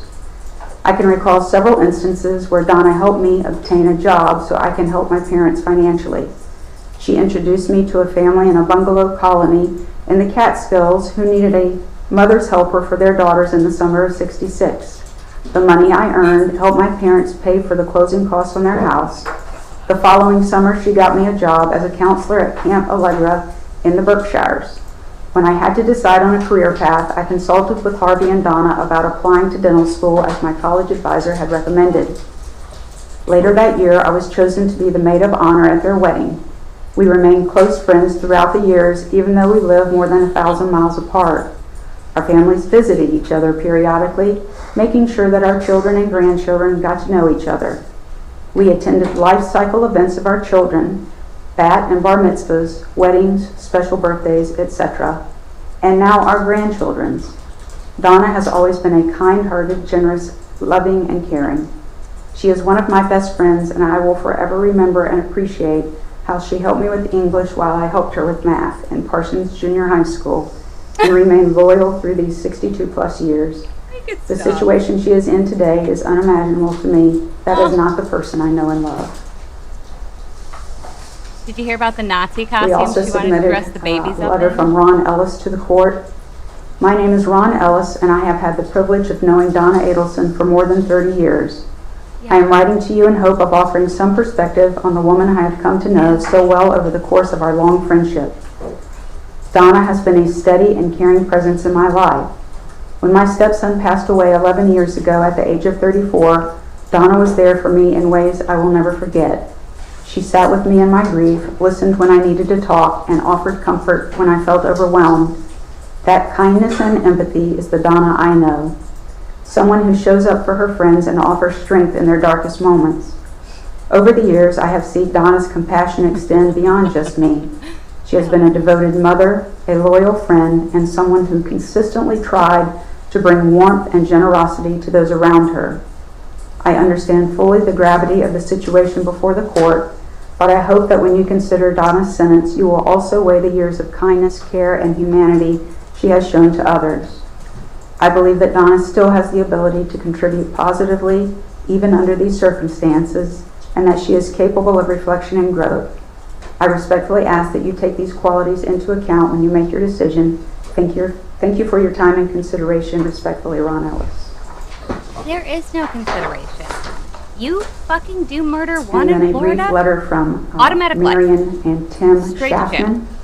She writes, "We have known Donna for over 50 years, and although we live far apart and have seen her often over the years, we wanted to share with you our impressions of the lovely person we have known. Donna has always been a loving, kind mother and wife, and also an exemplary daughter to her parents, who often stayed with their family. We have never heard her utter a negative word about anyone, and had tremendous pride in every member of her family. Read the email. She retained many friends from her childhood and developed long, satisfying friendships with the new people she met throughout each stage of her life. Donna was always intelligent, charismatic, and sensitive to everyone. She always listened to anyone's problems and offered a helping hand when she could. Most notably, her genuine concern over our and others' health issues was truly appreciated. As you can see, it is very difficult for us to view her as anybody other than the sweet, caring person we knew. Sincerely, Marianne and Ted Schaffman." A lot of people are shocked when they find out. Next is a letter from People are Jessica murderers. Ussery. "Dear Judge Everett, Most people don't my name assume is that. Jessica Ussery, and I am writing this letter to express my personal experiences and knowledge of Donna Adelson's character. Ugh. Donna and I share a beloved grandson, Roman Harvey Adelson, born in 2017. This is My brief. first memory of Donna is a video made and shared on Mother's Day 2017. Charlie Adelson surprised his mom with the news that he and my daughter Brianna were expecting a baby. It warmed my heart to watch Donna's genuine excitement and happiness caught on video. Our families began spending time together as events and celebrations took place. I recall Donna being warm and welcoming. As I got to know her more, there was no doubt in my mind that she was a loving and devoted wife, mother, and grandmother. Roman's birth was a scheduled cesarean section on December the 5th. On that day, I was overcome with mixed emotions of excitement and fear. A family awaited Roman's birth at the hospital during unnerving procedure. Donna was affectionate and compassionate, as I was visibly anxious and emotional. I will always remember how she reassured and calmed me that day. We shared tears of joy and the hugs when a beautiful and healthy boy came into this world. Donna was caring and supportive of Bree as a new mom. I have many fond 100%. memories of time spent with the Adelsons. Although Charlie and Bree were no longer a couple beyond Roman's first year, we all remained close. Donna has been kind, thoughtful, loving, and generous. Thank you sincerely for taking the time to read the letter, Jessica Ussery." And then a short letter to whom it may concern. "I've worked at Adelson Institute for Aesthetic and Implant Dentistry from October 3rd, 2011 to September of 2022. During my time of working there, I had the opportunity to experience the beautiful person that Donna Adelson is. Through my time of working often side by side with her, I've witnessed her grace and ability to diffuse upset patients. She is incredible with having compassion for others and is truly one of the sweetest people I know. She's so supportive and understanding when it comes to her employees. When an elderly person comes in as a patient, she always made sure they had assistance, whether needing help filling out forms or even opening the reception door for them. She always jumped at the opportunity to be kind and helpful. I witnessed this and I know it was sincere. I still use what I've learned from her and apply it while I'm at work every day. I recognize the gravity of the situation and understand the seriousness of the legal process, but I respectfully ask that you consider the positive qualities that define her. Sincerely, Erica Johnson. And then the last letter that we submitted from was Attorney Gary Cohn. He said, my name is Gary Cohen. I've been a member in good standing at the Florida Bar since 1980. I have known Donna and Harvey Adelson as personal friends and personal counsel for almost 40 years. Harvey was also my dentist for most of those years. I have been in the Adelson house, and they have been in mine numerous times over the years since their children were little ones. My wife and I have socialized with Harvey and Donna at dinners, blessed events such as bar and bat mitzvahs, and weddings, birthdays, and many other occasions. I've also traveled with them, including a wonderful trip to Africa with two of my sons several years ago. I therefore have had a unique opportunity to observe Donna under many circumstances. In all the time I have known her, I have literally never heard Donna raise her voice, lose her temper, act inappropriately, or treat anyone with less than full respect, and almost always with a smile on her face. I have never heard a bad word said about Donna from any other friend or person in my presence. She has always been an amazing mother to her children, and she and Harvey have had the most loving marriage that can be imagined. While I cannot comment on any of the facts of this case or any of the alleged events, I can say that the Donna I know is the last person I would ever think of when it comes to what has been this utterly horrible crime, dealing with the death of Dan Markell. Being a trial lawyer for 45 years, I fully believe in the jury system and understand that a jury has spoken. However, the woman I've known so well for so long also needs to be understood as the wonderful wife, mother, grandmother, and friend that she has been known to me. I only hope that this information can be of use of the court when it comes to the sentencing of Donna Adelson. Gary Cohen. At this time, I believe that Mrs. Adelson's husband, Harvey Adelson, would like to address the court. Stop! Do you wish to enter these letters into evidence? Yes, Judge. Does the state have any objections? No, Your Honor. They will be composite defense 1 for sentencing. Thank you, Judge. Dr. Adelson, please raise your right hand, sir. Do you swear or affirm the testimony you're about to give will be the truth? Yes, I do. You can lower your hand. You may speak. Thank you, Judge, and respected officers of the court for allowing me to speak. I have been Donna Adelson's husband for over 50 years. My wife sacrificed everything so that she could pour her heart and soul into our children, our grandchildren, and our marriage. This summer was our 54th wedding anniversary, and I had to spend it without her, hand in mine. She has done nothing wrong, and yet is being punished for a crime that she did not commit. I thought we lived in a different kind of world, but I guess I was wrong. Shut up! I have listened, watched, and sat in the courtroom for the entire trial, and I could not help but scream in my mind by the witnesses that were brought forward by the prosecution who told outright lies. I didn't know that you could lie in a courtroom, but apparently you can. Ask Charlie. He did the whole Danny's parents time. contend that they have never seen their grandchild. But for years they say they've never seen her. But Wendy has shared with me pictures and videos and letters from their visits. They have suffered immensely at the loss of their son, but they also contend to tell lies to the court about our grandchildren. Donna has always been a loving and caring wife and is innocent of the charges. A biased judge and jury were influenced by years of one-sided news pieces and Before you social continue, media. Doctor, Ms. Fulford, this has nothing to do with the character of the defendant May or I relates just- to sentencing. May I have just one moment, please? Go ahead. Thank you. Okay, first of all, I wish he would have given me a heads up that he was going to start screaming into the fucking thing. I had it boosted like 12,000% and had to. So sorry about anybody who was wearing headphones when that happened. What the fuck? She's like rereading his shit. Like, cross half of it out. Do the same thing that Sarah Boone's fucking lawyers did with her. Remember Sarah Boone's victim impact statement that she did, that she went up and then she wrote the letter of like the full impact statement that was like, he's like, shit, this is all just saying that that everybody was wrong and she was wrongfully convicted. This has nothing to do about her character. Oh my God.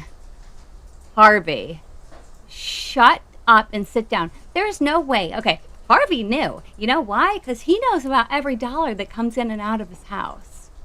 There is no way, just with the money aspect, that this asshole did not know exactly what was going on. It was Harvey's birthday present, after all. Just one second, please. You can't say any of this, Harvey. Listen, if you're saying, Judge, I think you're an All right, asshole. thank you for letting me continue. Donna did not participate in the heinous acts that she was convicted of doing. Yes, you did. You are sending an innocent woman to prison. No, you're You not. have taken my wife Bullshit. and you have taken my life as well. And No. for what? This is not justice. It is vengeance, and it is wrong. No. Vengeance? You have an examination for Dr. Adelson. No, Your Honor. No, Judge. What? Any other witness statements that you wish to give? I don't believe so, just one second. Yeah. Disgusting. Yeah. Hi. Yeah, get him right now. He's not leaving. He's sitting down. I live for these two guys right here in the front row. Don't know who they are, but they are my favorite.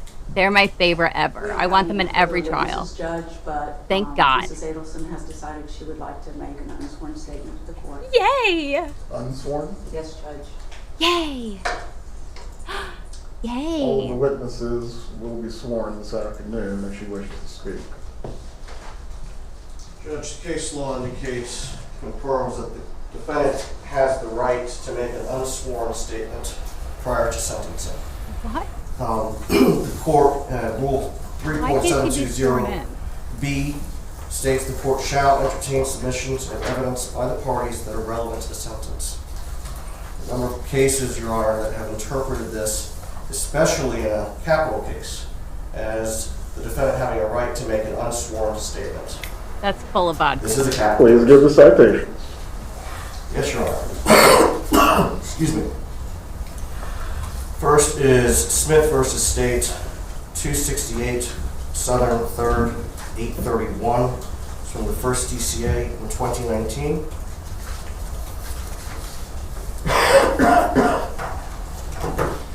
Why can't she be sworn in? What, because lying is too much for her? Lying Want me to is beneath continue, Your her? Honor? Murder is fine. Yes, sir. She draws the line at Bring lying. up my Westwell. Oh my God. All right. Give the citation again. Sure. It's 268 Southern 3rd, 831.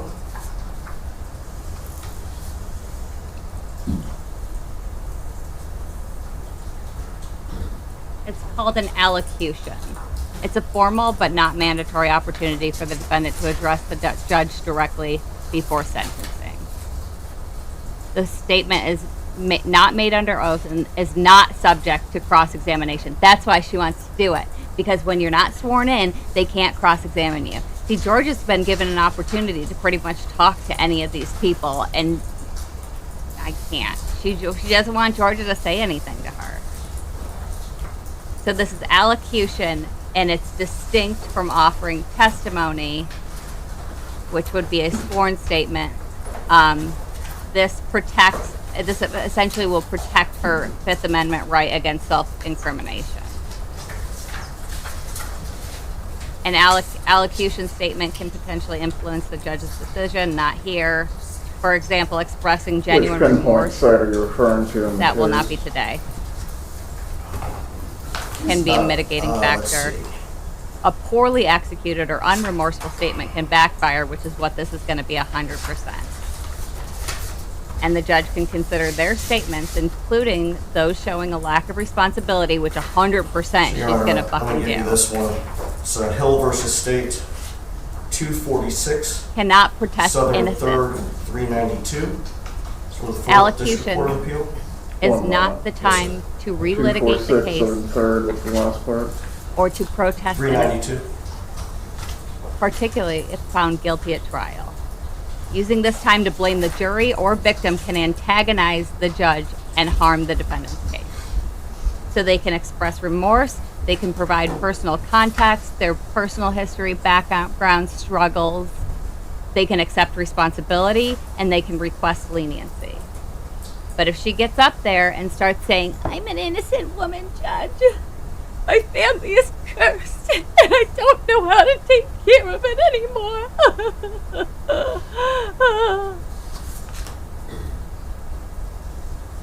Yes. Now, and Jodi Arias did. Jodi Arias literally made a shirt that said victim Case and where was it trying to does sell state them at the defendant has trial. a right to make an unsworn statement. We will proceed. Thank you, Your Honor. Would you like Mrs. Adelson at the lectern or here? She can remain at council table. Thank We you. don't want her Use the to. microphone. Shackle her little way up to the frickin' very front.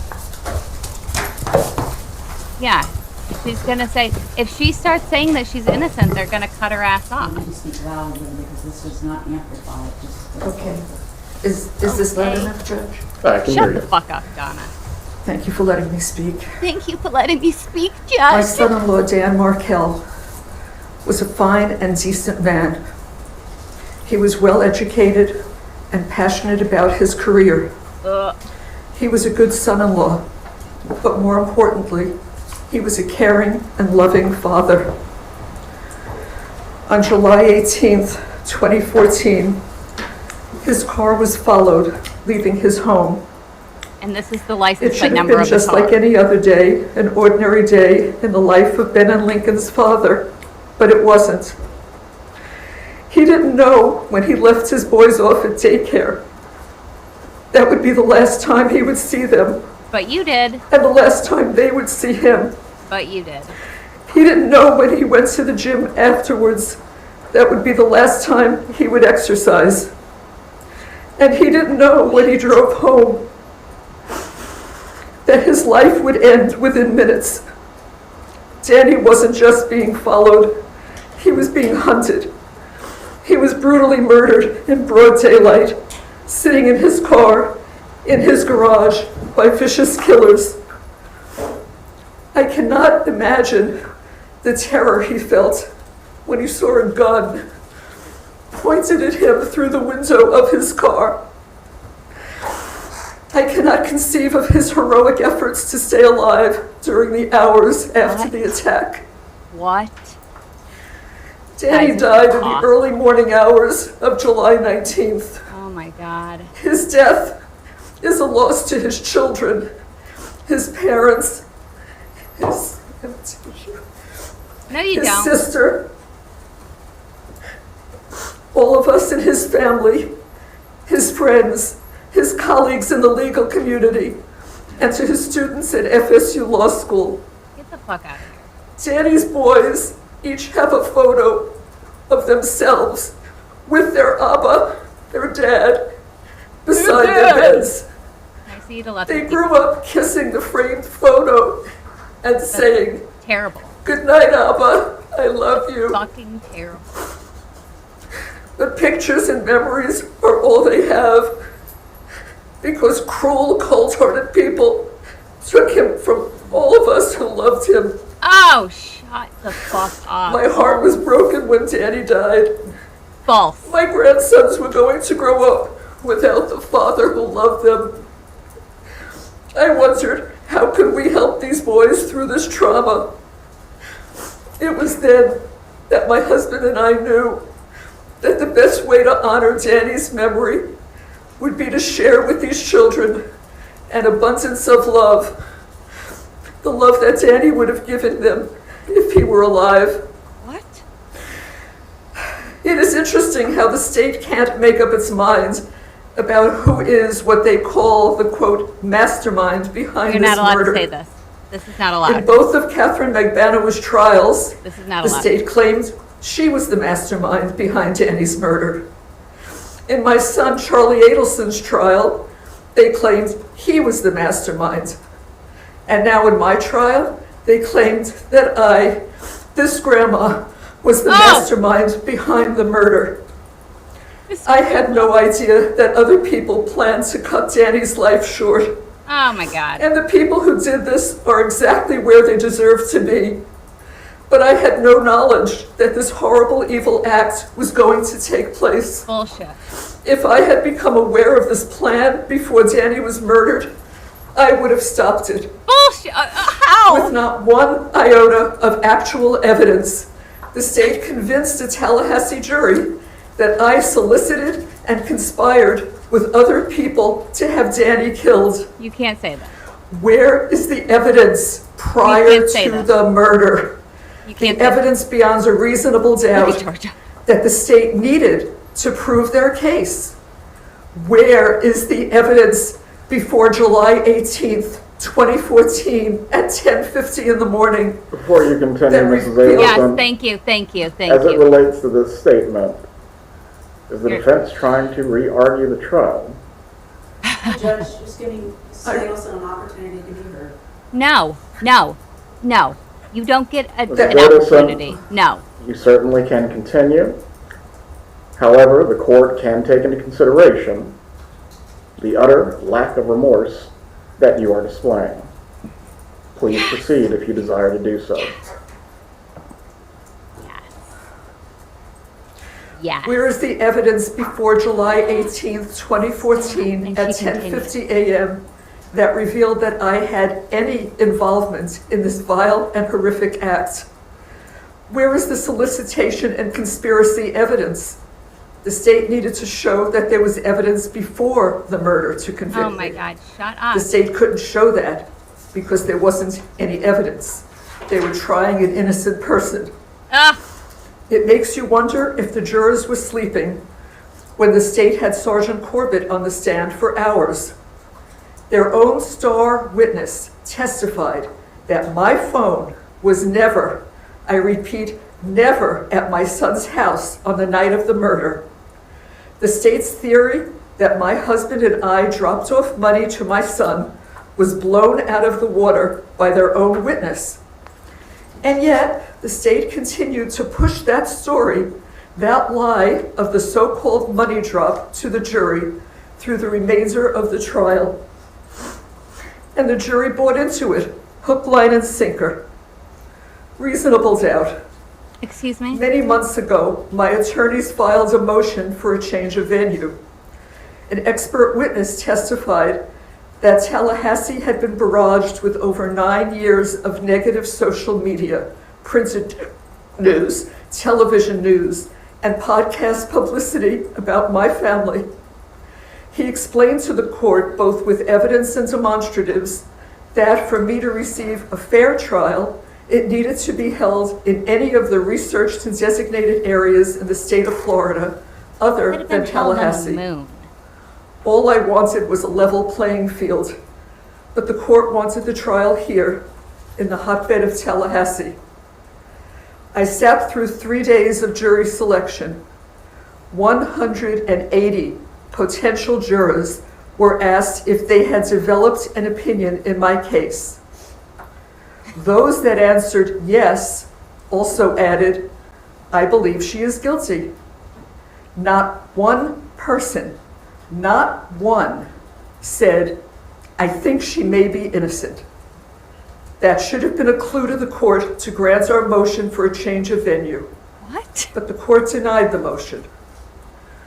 One of my jurors admitted during jury selection that she had background information concerning what one of the state's witnesses would be testifying about. Why was she allowed to be on my jury? What moment? Another juror... One Mrs. moment. Fulford, Oh, I didn't hear you. Mr. Zellman, again, this has nothing to do with elocution of any Thank sort. you. This is Thank you. a raising of grievances, which are Thank you. properly given to the appellate court. Thank you. What does any of this have to do with sentencing? Nothing. Just one moment, please. Just one moment, please. We gotta, we have to figure out what this has to do with anything. There are rules when you decide to not be sworn in, and this is one of the things that you can't fucking do. This is one of the things you can't do. It's a temper tantrum. She is at the fucking checkout, and her mom will not buy her one of those Kinder eggs, and she is losing her ever-loving shit. Oh, I think now Turn that phone off or step out. he is pissed. He is done. I'm surprised she's allowed to have that claw clip. She could shank somebody with that. No, I think he is going to go off on her. I think the airing of grievances is for Festivus. I love it. Festivus for the rest of us. I love it. He is pissed. He is pissed, as well as he should be. Because I just read off what you're allowed to do and what you're not allowed to do during allocution, and you're not allowed to do this bullshit. You can't sit up there and say all this shit was wrong. You already did that in your, 54-page freaking letter to the damn Court of Appeals asking for a new trial. We don't get to do this. We don't do this now. How about you say, I am sorry. It was a terrible thing. She should have left it after she said her first 10 lines and then have been done. The whole rest of this is just a play-by-play of the trial that apparently she was so unprepared in listening to the trial and knowing all the evidence to testify at the end of her trial. But now she knows it so much that she's able to recall every single point case, everything the jurors said, every juror that was in there, how many jurors they went through. The fuck. Yeah, this is. Yeah, the defense, it's not like just the state picked the jury. It's literally...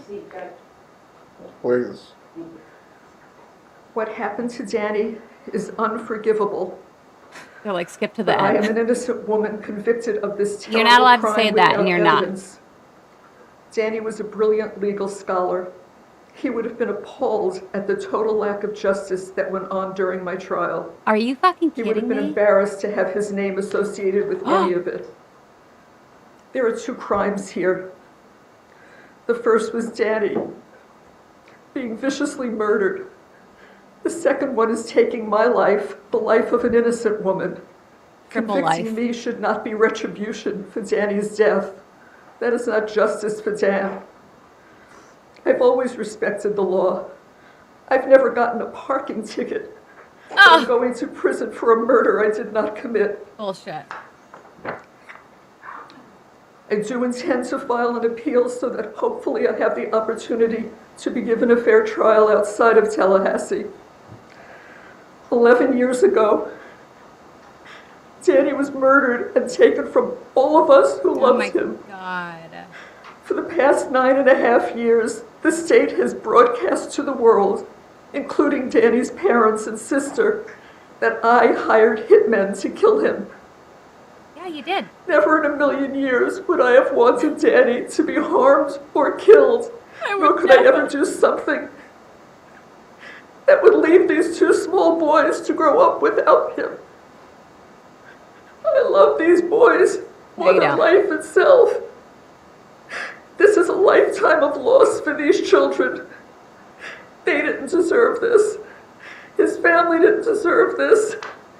Danny didn't deserve this. Shut the fuck up, And Donna. so, As I appear before you today, Your Honor, I promise you with my whole heart, I swear to you on my life, She I swears. was not involved in any way with She Danny's pinky- murder. pinky I was promises. not. Oh Don't my have any further argument to make. oh.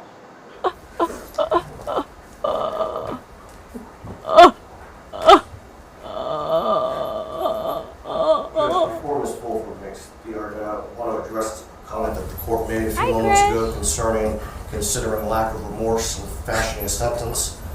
In Shepherd v. State 227 Southern 3rd, 100% lack of remorse. 746, the First District Court of Appeal held that lack of remorse cannot be considered in fashioning an appropriate sentence. If this were a situation where remorse and admission of guilt may be grounds for mitigation, the lack of these factors cannot be used to increase the defendant's sentence, and such reliance violates the defendant's due process rights. And they also rely on Ritter v. State 885 Southern 2nd 413, also a first DCA case. I believe love the how- Supreme Court has ruled on this issue concerning remorse and lack of showing remorse as well. If you need me to find the citation for you, I will. Yes, please. Oh my God. Fucking We'll clap. take a 10-minute break. I'll find it for you right now. I'll text it to you. Oh my God. Oh my good sweet Lord. Look at Georgia. Georgia looks fucking fetching today. She We'll is an resume at 4:16. absolute queen. You know, I love how he knows, he knows all the rules that he doesn't want to be held against Donna, but he didn't read the part about allocution not being able to tell the court how innocent you are, tell the court how everybody messed up.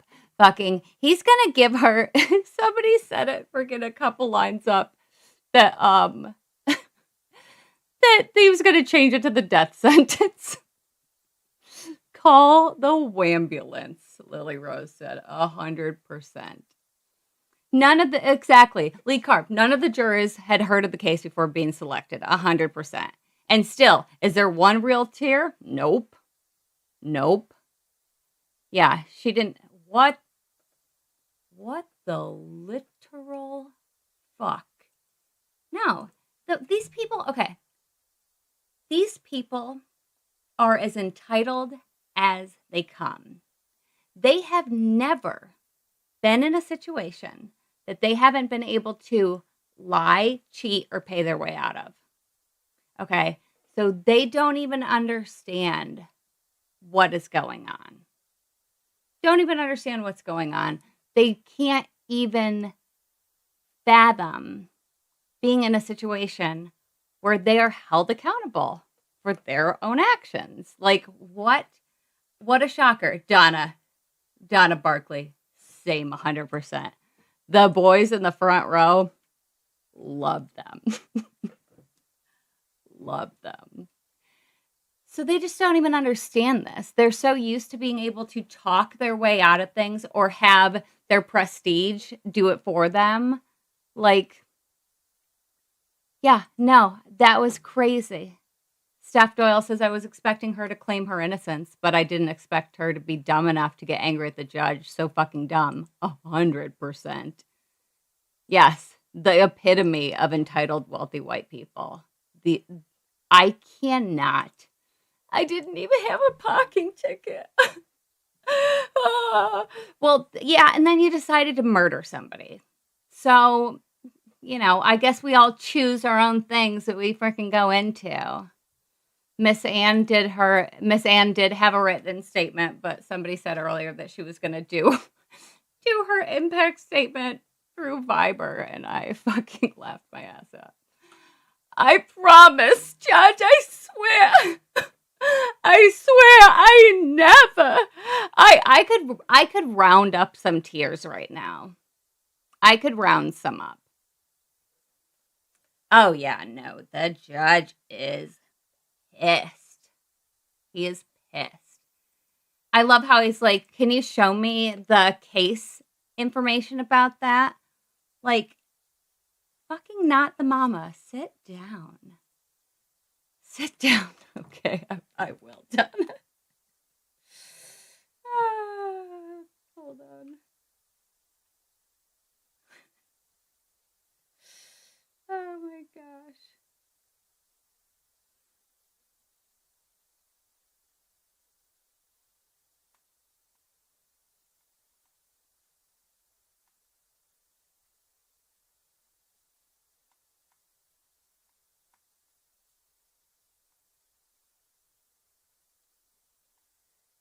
Sorry. So I text Patty. I said, "Oh my God, this is a shit show, and we need you to get an on-camera interview with the two guys in the front row." Yes, yes, yes. Oh my God, I love those kids. She is a fucking monster. Thank you. I can't. I mean, I can, because did we expect anything less out of Donna? No. No. Um yeah. Yeah. You know, and the whole thing about, oh, that's not the Donna that we knew. That's not the Donna that we know. Well, probably because these people were masters of disguise. They had their public persona and then the shit that they did behind closed doors. Here she is.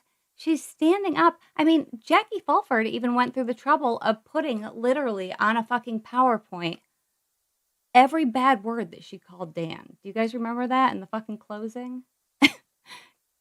Jackie Fulford. She's like, she called him a fucker. She called him an asshole. She called him Elvis. She called him gibbers. She went off one by one of every horrific thing that she called Dan. But my favorite thing was when, I forget who it was. Maybe Chagrin, maybe Gutterman. Oh, who cares? They're all the same. One of Donna's friends was up on the stand, and they kept saying, she's just a typical Jewish grandmother, a typical Jewish grandmother. And then they said, so would a typical Jewish grandmother dress her kids up in Nazi costumes to be the Hitler youth uniforms? And he was like, what? She's like, oh, you didn't know that Donna said that? Oh, that's weird. That's weird that you didn't know that. I figured you did, since you knew everything about her, but and every single solitary asshole that either came up or freaking called in. First of all, gross. That guy was actually, I thought you guys were joking, and I forgot who he was until we said something about the underage person that he performed termination on. I thought y'all were kidding when you first said that this is her gynecologist. It was not a joke. Not a joke. Disgusting. Disgusting. I'm surprised he wasn't like, over your ears. I'm surprised he wasn't like, Donna has the cleanest cervix I have ever seen in my whole life. And her cooch is so loose that I don't even need a speculum to open it up with. She spreads her legs open and I can holler in there and it echoes back like a cave. So sorry about that. So sorry about that. Oh my God. Oh my God. Okie dokie. Artichoke. Libby Lou, what are you asking me to find? Yeah. I'm sure that gibbers is an actual Jewish slur. Jewish slur. The ear canals are tight. The birth canal is not.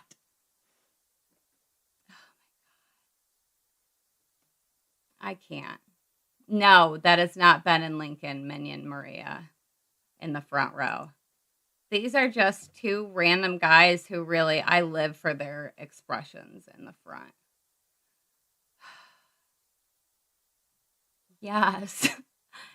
Annie Norris says that was for real. That legislature was her Cooter McTutor.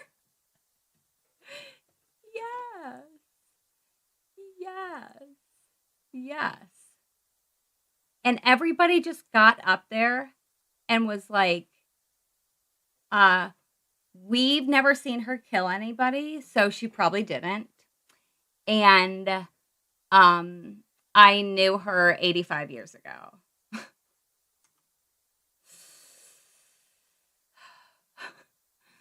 Eric Norgard says from Fulford, when you feel like you're close to a death sentence, come see Fulford Mortuary where death happens. It's actually Young and Fulford, and they call caskets merchandise.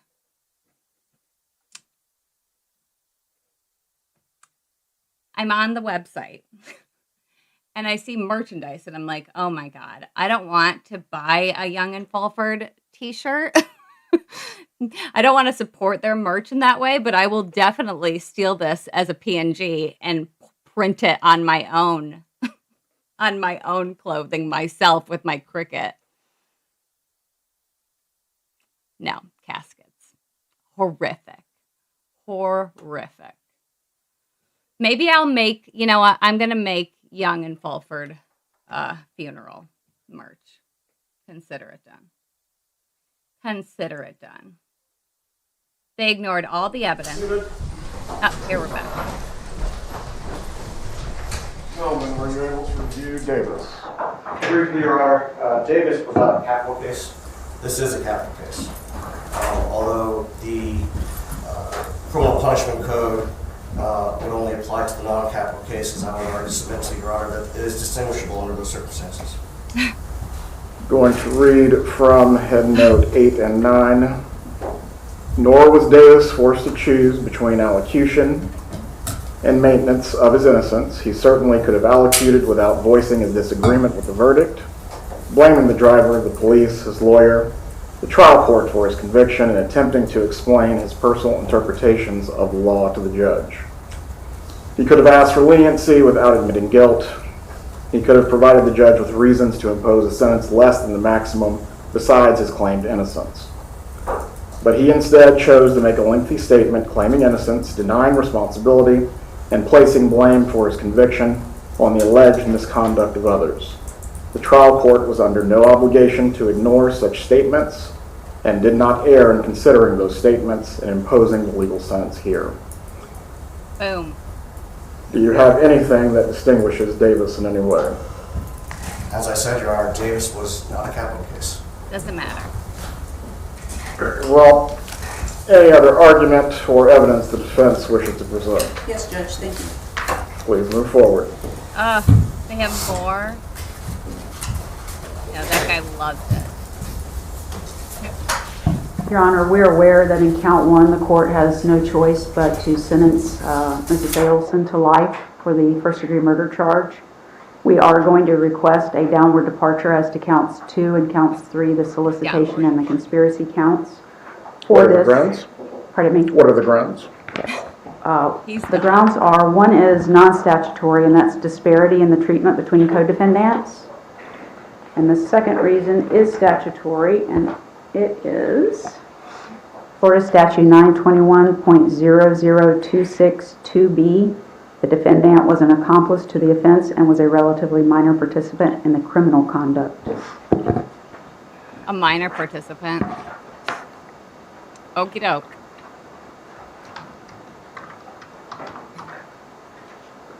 She's going to be in a non-air conditioned The evidence in support of cell. sub B would be the trial record, or do you have something more specific? 4B, we're going to rely on the trial record with respect to the conduct of Mrs. Adelson, and we would ask the court to take judicial notice. Your Honor did preside over Charlie Adelson's trial, and the evidence regarding the other co-defendants' activities or participation was also brought out in the testimony in the trial of Mrs. Adelson, so we'd rely on that record, Judge. Ms. Kappelman, as to the argued grounds for statutory mitigation and also non-statutory mitigation, does the state have any argument to make? No, Your Honor. You may continue. Thank you, Judge. I'll start with the disparity. Do you need case law citations for this, or you're aware of it, Judge? Can we just make this? First case would be Sanders v. State, 510 Southern 2nd, 296. This is a Florida Supreme Court case from 1987.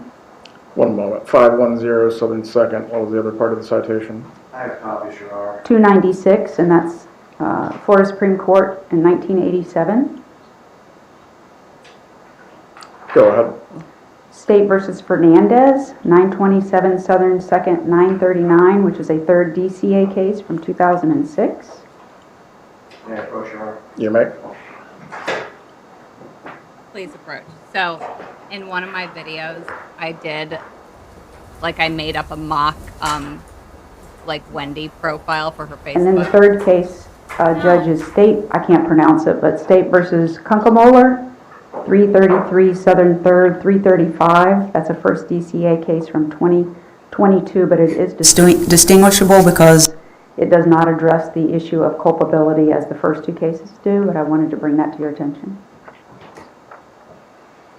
Fitting that she has hair of straw because she is a horse. No, Donna's fine. Donna's fine, but Abby Cruz, Jackie Fulford, and Wendy put their heads together and they have a rat duplex. We'll call that a rooflex.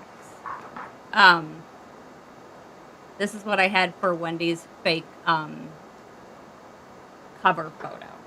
The important thing to know about an assassination or an attempted assassination is not who fired the shot, but who paid for the bullet. That's a little quote from Eric Ambler.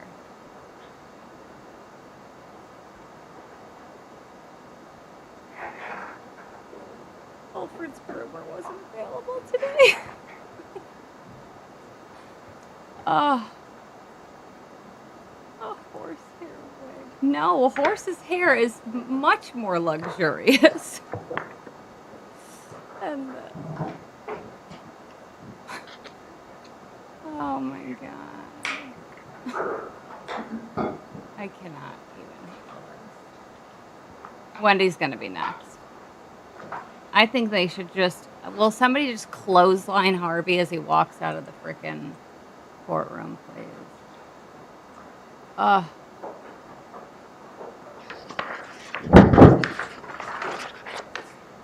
okay. Yeah. He found it. I can't. Yeah. Yeah, the gallery has to be just freaking mind blown. And Harvey's eyes are 100%. Harvey is the rat that lives inside Wendy's hair. Plot twist. Yeah, right. No, I mean, all these people, I mean, Charlie said it straight up at the Dolce Vita tapes. Like, if you have to be, they have to see you at the scene, and then they have to have your fingerprints on the gun, and they have to have the victim's blood all over your body. Like, they genuinely thought a quick Google search of what constitutes first-degree murder in the state of Florida could have prevented a lot of this. Oh my God, it's disgusting, Matt. Matt Mello says Harvey needs to shave that pubic hair he's got growing on the back of his neck. This is grotesque. I understand that you're going severely bald and you probably want to keep every strand on your head, but gross. Disgusting. Charles screamed, if this was a Delta flight, Donna would have been duct taped to her chair and gagged by now. 100%. 100%. Wendy is on her second bottle of bullet bourbon. Oh my God. Yeah, no. Yeah. And okay. What is the part where Donna says, if I would have known about this, I would have prevented it? What, you would have just called up Sigfredo and Luis? Like, what? You would have prevented it? May I continue? Fucking Thank you, how? Judge. I'll start with the disparity argument, if I may, Your Honor. In this case, there have been several co-defendants who have either been tried or entered pleas and received sentences. I want to, for this particular argument, relate exclusively to Luis Rivera. He testified in the trial, and through himself and other witnesses, Your Honor has heard what he did in this case. And what he did in this case compared to what the state has alleged and the jury found that Mrs. Adelson did, the culpability levels are very different. Mr. Rivera was allowed to enter a plea to second-degree murder. And although, as the PSI indicates, he received a sentence of 19 years in the Department of Corrections, that was run concurrent with a sentence he was already serving in a completely unrelated matter in a federal case where he got a 12-year sentence. He was So remorseful? the number of years that he will actually serve for his participation in the homicide of Dan Markell is 7 years in the state of Florida He was Department truthful? of Corrections. Had nothing to do with the planning? His conduct, as Your Honor can recall, is that he traveled to Tallahassee sometime in June and scoped out the home of Danny Markell, engaged in some drug activity with Sigfredo Garcia, and then returned to South Florida. A few weeks later, he returned to Tallahassee and again scoped out Danny Markell's house. But he didn't just do that. Prior to arriving in Tallahassee, with himself knowing that he and Sigfredo Garcia were going to kill Danny Markell, he purchased and provided the very firearm that was used to kill Danny. With whose money? He came to Tallahassee and they sat in wait outside his home. They followed him with Mr. Rivera being the driver, followed him while he took his two little boys to daycare, and he sat and watched as Mr. Markell, hand in hand, took those children inside the daycare. He then followed Mr. Markell all the way to the gym, sitting in wait. Yep. What was he you're waiting right. for? He knew what he was waiting for. Mr. Markell did not. He had no clue that these men were outside in a car just waiting for him to go to a place where they could shoot and kill him. And they waited until he exercised. They watched him get back into his vehicle, and then, like hunters, traveled and followed all of this time period straight to his home. And there was no hesitation. He knew exactly what they were going to do. Without any hesitation, they pulled right in behind Danny. Danny's car was still running, the garage door was up, and Sigfredo Garcia exits the car and shoots Danny Markell, having done nothing to these men, in the head twice. Yeah, How exactly. Mr. He did Markell nothing to these survived, men. I don't know. Thank you. Then Luis Rivera is the getaway driver. They flee the scene, they flee Tallahassee, and then Mr. Rivera stops to allow Sigfredo Garcia to dispose of the murder weapon, which has never been found. And then he drives back to South Florida like nothing has happened, purchasing motorcycles and cars, but most importantly, getting paid for the work that he's just done. The payment came from Catherine Mangbanawah, and I'll address her in the next segment. Oh my The point God. here is, Judge, that over time, reading different things, you've heard a lot of arguments about what Mrs. Adelson's participation allegedly was. But when it comes down to it, 100%. and I didn't mention, but Luis Rivera did have an extensive criminal history at the time that he committed this offense. No murders. What actually came out at trial with respect to Mrs. Adelson, and I'm saying this, understanding, as you've learned, that Mrs. Adelson still maintains that she is innocent of this conduct. Oh, good. But what the Right. state was able to show through their testimony and evidence was that the role that she played, according to them in the prosecution, was very minimal. The evidence showed that she was very upset when relocation was denied in 2013, not knowing that her daughter had agreed to it, not knowing that until she sat here in trial hearing her daughter's testimony. She wrote some very ugly emails. She said some very ugly things. But in not one of those emails did it ever say that she wished harm upon Danny Markell. And this was in 2013. The evidence was presented by the state that was over a year later that Danny was killed after relocation had been denied. Although they argued that there was continued hostility on the part of Mrs. Adelson regarding the issue of relocation, with the hundreds of thousands of emails they had, they didn't present evidence that this ongoing dispute was being brought up in any way between the parties. The relocation between them, that issue had stopped. The testimony that was elicited was that Jackie. Charlie Adelson, the son of Mrs. Adelson, was the one who was close with Mrs. Adelson, and that when she had a problem, the argument from the state was, when she had a problem, Charlie was the problem solver. And the testimony at court that was presented by the state supported that theory, that Charlie was the problem solver. They further elicited evidence, testimony, that Oh my God. without any knowledge of what the phone calls were, Catherine Magbanawala testified that when she was with Charlie Adelson discussing scenarios, which she didn't describe what scenarios she was discussing, that on occasion there would be a phone call between Charlie and his mother.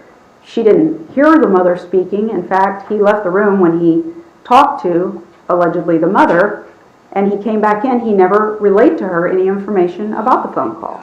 But the state's theory and the evidence that they presented was because Donna Adelson had been so upset about the fact that relocation was denied, and she continued to be upset, according to the testimony, that Charlie Adelson took it upon himself to reach out to someone, which was his girlfriend, and have her get someone that she knew who could commit this murder, make contact with them. According to the testimony in the state, in this case, Charlie Adelson told Katie, Catherine Magbanawala, I'm not trying to be disrespectful, it's just those the names were reused, but Mrs. Magbanawala, that she wanted him killed and he would pay for that to happen. Her testimony was she had no idea what the payment was going to be, but she did in fact reach out to the father of her children, Sigfredo Garcia, and he agreed to commit the homicide. Mr. Garcia then elicited Luis Rivera to participate with him in the homicide, and I'm not going to go through all the evidence in the case. I want to focus on what Mrs. Adelson allegedly did. Up until the point of the homicide, the only evidence that was presented about Mrs. Adelson's participation were those ugly emails.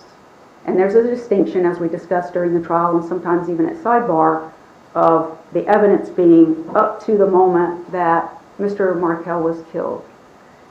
Up to that time, the only evidence introduced by the state in this trial for that time period were those ugly emails, and they were ugly. She called him very foul names. She's a fucking language. bitch. No She one's clearly was denying not that. happy. And whatever conversations may have taken place while Catherine Magbanawala was inside Charlie Adelson's home and Charlie was outside talking to another person. Mrs. Adelson maintains her innocence. But if you're looking at this particular cause of this disparity in treatment, the state is asking that Mrs. Adelson be sentenced to, obviously, life on count 1 as she has to be, Obviously. followed by 30 years in the Department of Corrections on counts 2 and 3. What This does it is matter? far in excess of the sentence that was received by the man who himself testified to hunting down Danny Markell, providing the gun for him to be murdered with, leaving the scene of the crime, disposing of the murder weapon, and going on with his life in his gang as he always had. In that disparity, Judge, it just doesn't reconcile with the facts here of what they say Mrs. Adelson did. Although there was a theme that she was the mastermind, I would argue to the court that the evidence did not show she was the mastermind in any way. The masterminds that were shown in this trial were Charles Adelson and Catherine Magbanawa. It didn't show any activity prior to Mr. Markel being killed where Mrs. Adelson was involved in any way. Take away what you're arguing as the theme for the moment. The chief difference between Luis Rivera and your client is he entered into a plea, correct? That's correct. He did enter into a plea, but that, according to the case law, that can be considered. And he has also cooperated with the state, testifying in many trials. He was a cooperating witness testifying in these trials. Mrs. Adelson not only has maintained her innocence, she was never offered anything from the state. Bullshit. Please continue. On the statutory basis that the defendant was an accomplice to the offense and a relatively minor participant in the criminal conduct, some of what I've just argued applies to this one as well, Your Honor. But what I wanted to point out here were the ones that we didn't discuss. So Sigfredo Garcia was found guilty at trial, first-degree murder and conspiracy. His sentence was life on the homicide and an additional 30 years consecutive for the conspiracy count. He is the one who rode in the car. He is the one who obtained Luis Garcia to go with him. He is the one who sat in the seat knowing he was going to exit the car while they hunted down Danny Markel. And he's the one who got out and shot Danny Markel in cold blood. Left like nothing had ever happened. Along the way, made many stops, including getting out to hide the murder weapon, and then went on with his life. Who sent them there, The friend? killer is getting the same sentence that the He wasn't the lesser killer. participant, the state is suggesting, get as well. Oh, yeah, Life I in was prison just talking about on Sigfredo. count 1, followed by 30 years for the conspiracy and solicitation. Luis Rivera, I've already told you what his role was. Catherine Magbanawa Because he doesn't know. got the information from Charlie Adelson according to the evidence, and at his request obtained someone, Sigfredo Garcia, to do the killing. She is the one who coordinated between Charlie Adelson and Sigfredo Garcia and Luis Rivera.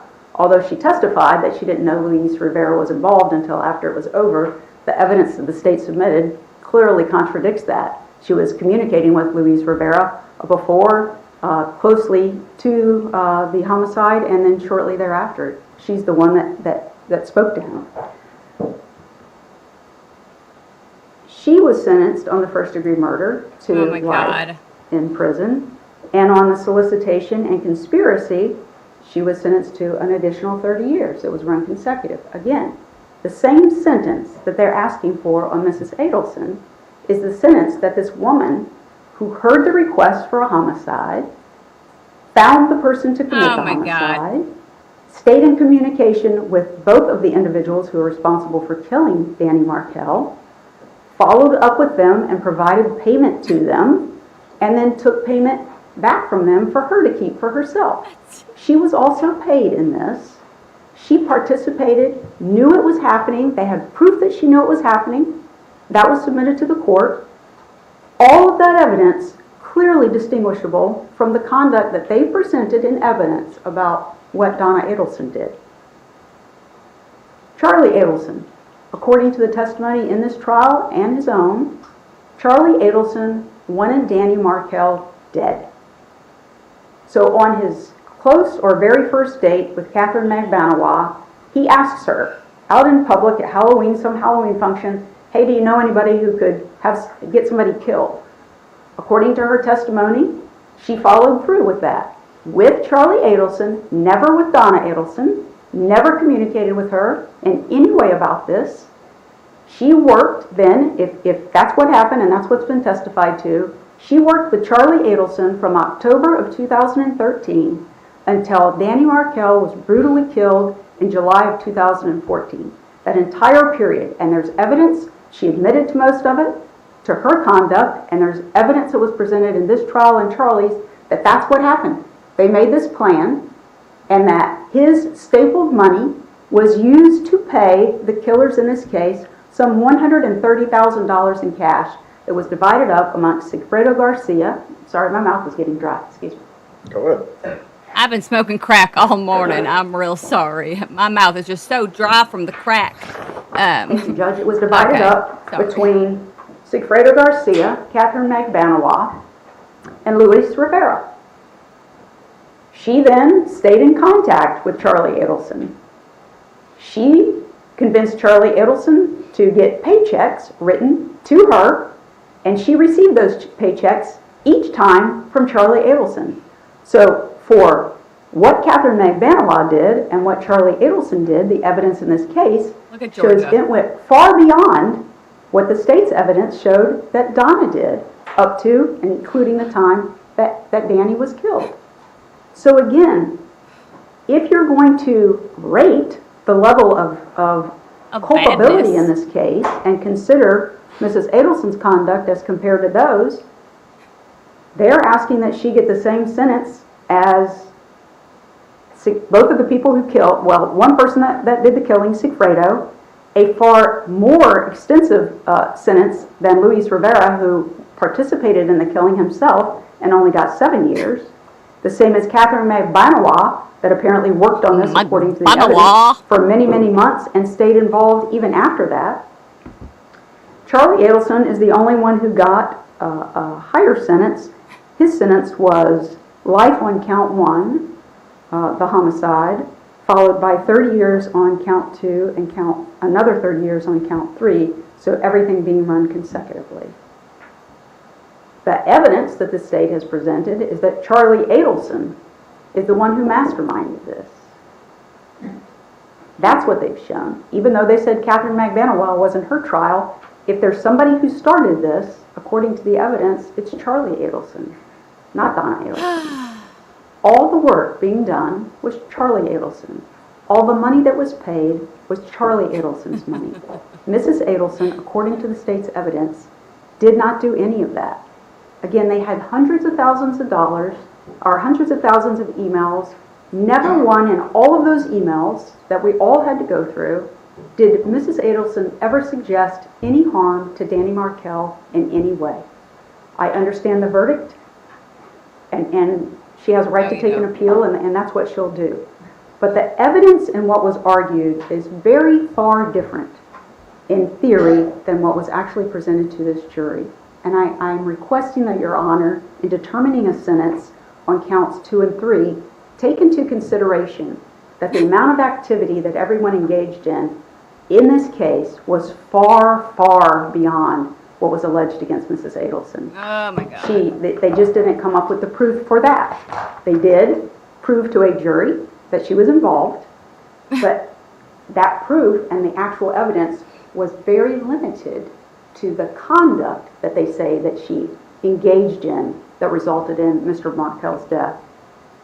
I do want to remark, if I may, just briefly on the issue of remorse. Mrs. Adelson maintains her innocence, and as she has a lawful right to do, will seek an appeal. She may not get another trial. There may or may not be parts of the finding of the jury that is reversed.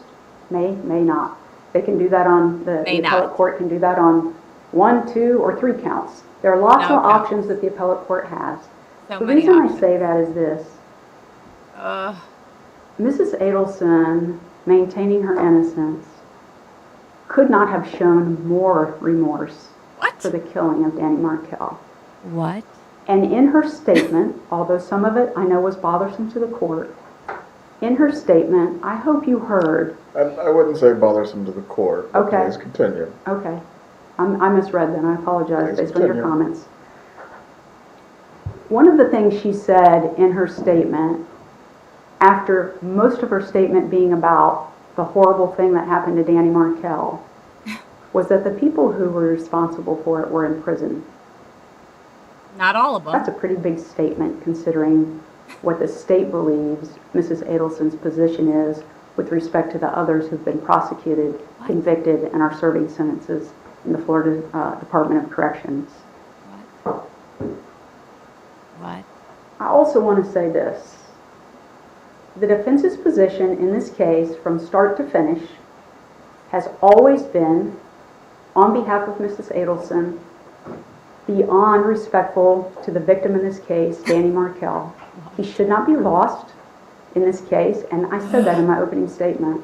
We presented evidence about a wonderful man he was. He did not deserve for this to happen. The Markells gave their statements at the conclusion, came out of the terrible grief from the loss of their son and the feelings that they have developed over the course of this 11 years in prosecuting these various people and additional information that has been given to them. Every word they had every right to say. The feelings that they had are exactly what they should have. What happened to Danny Markell, as Donna Adelson has said in her statement, could not have been more horrific. He was treated like an animal, completely unaware that there was any kind of problem, that he would have any kind of physical altercation with anybody. I'm positive the furthest thing from his mind that day was that someone was going to kill him in his garage at his home. He did not deserve what he got. It's been very clear in the prior prosecutions and what was presented in Mrs. Adelson's trial about the conduct of these other individuals. They do deserve to be where they are. But They Adelson do. does not. Their conduct Doesn't. is unimaginable to me, that human beings would engage in that kind of conduct to bring a man, an innocent man, a well-respected man, an amazing father, to take him away from God, I his have mother, his father, his such a sister, fucking headache. most importantly, his children. That was horrific. I understand why those sentences were imposed. Not for Mr. Rivera, but for the ones that were tried and convicted. In this case, Judge, based on the evidence that was presented, the defense is going to ask on counts 2 and 3 that you sentence Mrs. Adelson to 3 years in the Florida Department of Corrections. 3 years? Counts 2 and 3 to run concurrently. My understanding in the court, the clerk can tell me if I'm wrong, but my understanding is You're Mrs. wrong. Adelson has 701 days credit time served. That's what we calculated. Sir, that's what we talked about. I'll stipulate to 7:01, Your Honor. Well, Anything more on counts 2 and 3, Judge? First of all, in order for it to assist Mrs. Adelson, she's going to have to be successful on count 1 unappealed. If she Which she is, won't anything more than that period of time is going to basically be a death sentence for Mrs. Adelson. She is soon to be 76 years old. Her health has gotten worse while incarcerated, as anyone would probably expect. Her husband is 81 years old. Compared, 3 years compared to the man who participated in the killing getting 7 years, I believe is a just and reasonable sentence for Mrs. Adelson. We are also going to ask, Your Honor, after imposing sentence, I know it's nothing but a recommendation, but we would ask if you make a recommendation to the Florida Department of Corrections that Mrs. Adelson be placed as close to Miami as possible, where her husband resides, so that she can have visitation. I understand we don't have any control over Department of Corrections, but we would appreciate that recommendation. And may I have just one moment, please? go ahead. While she's doing that, Judge, I would ask that Ms. Adelson not be housed with Ms. McBanow, or at least have a separation, if you could recommend that. I know Ms. McBanow is currently at Lowell CI. Yes, Judge, I thank you for that, Ms. Kappelman. I wanted to raise that issue because we did Sorry. check into that. Judge, I contacted the Florida Department of Corrections. They did indicate that they would be able to keep them separate, but that doesn't necessarily mean that folks who are familiar with and friendly with Mrs. McBanow wouldn't be where Mrs. Adelson would be, so we are concerned about that, about her being placed at that facility. I didn't know it before, but the reception center for the women actually keep inmates there, so that I know that's a possibility, but again, that's in Ocala, and we're respectfully requesting that she be placed closer to Miami. Thank you. Going to review the last case the defense has presented for downward departure. Ms. Kappelman, you had something else? No, Your Honor, I don't. Review the cases for downward departure, or in support of downward departure, the defense has argued.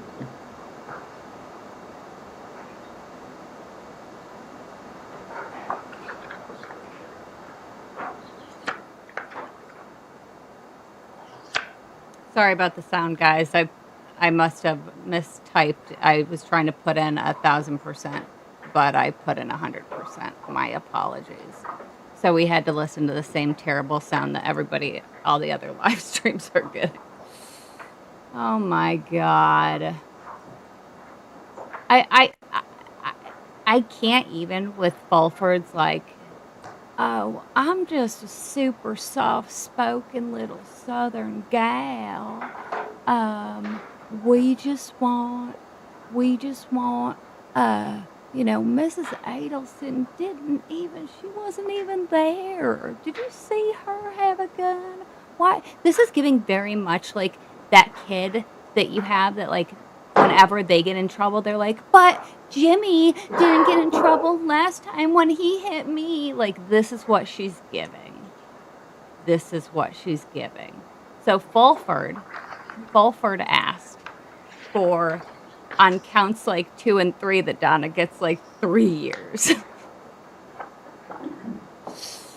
I cannot. I cannot.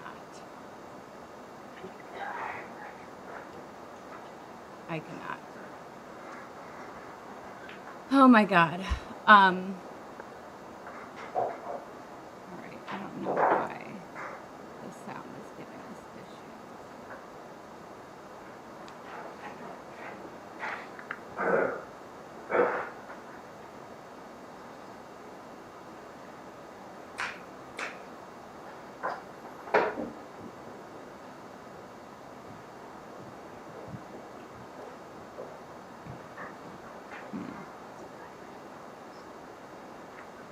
All right, let me just turn down the quality a little bit and see if that helps out with the sound.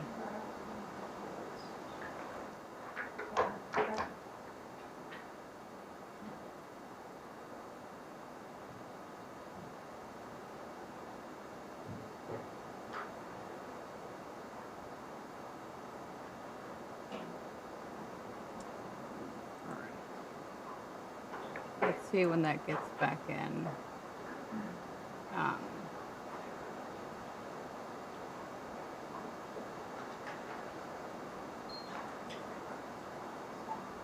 Okay. All right. Some people are saying the sound is good now. Okay. I mean, they're not saying anything. This is the best that this trial has sounded the whole entire time in my perspective. Now, does Jackie Fulford think that they keep the body at the jail after life? Is that what she thinks that the 30 to 60 years after life means? Like that they're just going to keep Donna's decomposing body just in the cell for like the next 60 years afterwards? Like she just wants her to be in her casket. She wants to get that payout. She's like, Judge, I can't wait 60 years for Donna to get out of prison. That's criminal. I need to bury her immediately. Immediately. Okay. Everybody's saying that. I swear to God. No, I can't imagine. I mean, that's what she basically did today. And I had a feeling that this is the bullshit she was going to do. And that's why I made that my thumbnail for this. Judge, I'm ready to testify. I've made my decision. I'm ready to testify. Well, okay, thank you. Thank you, Goldie.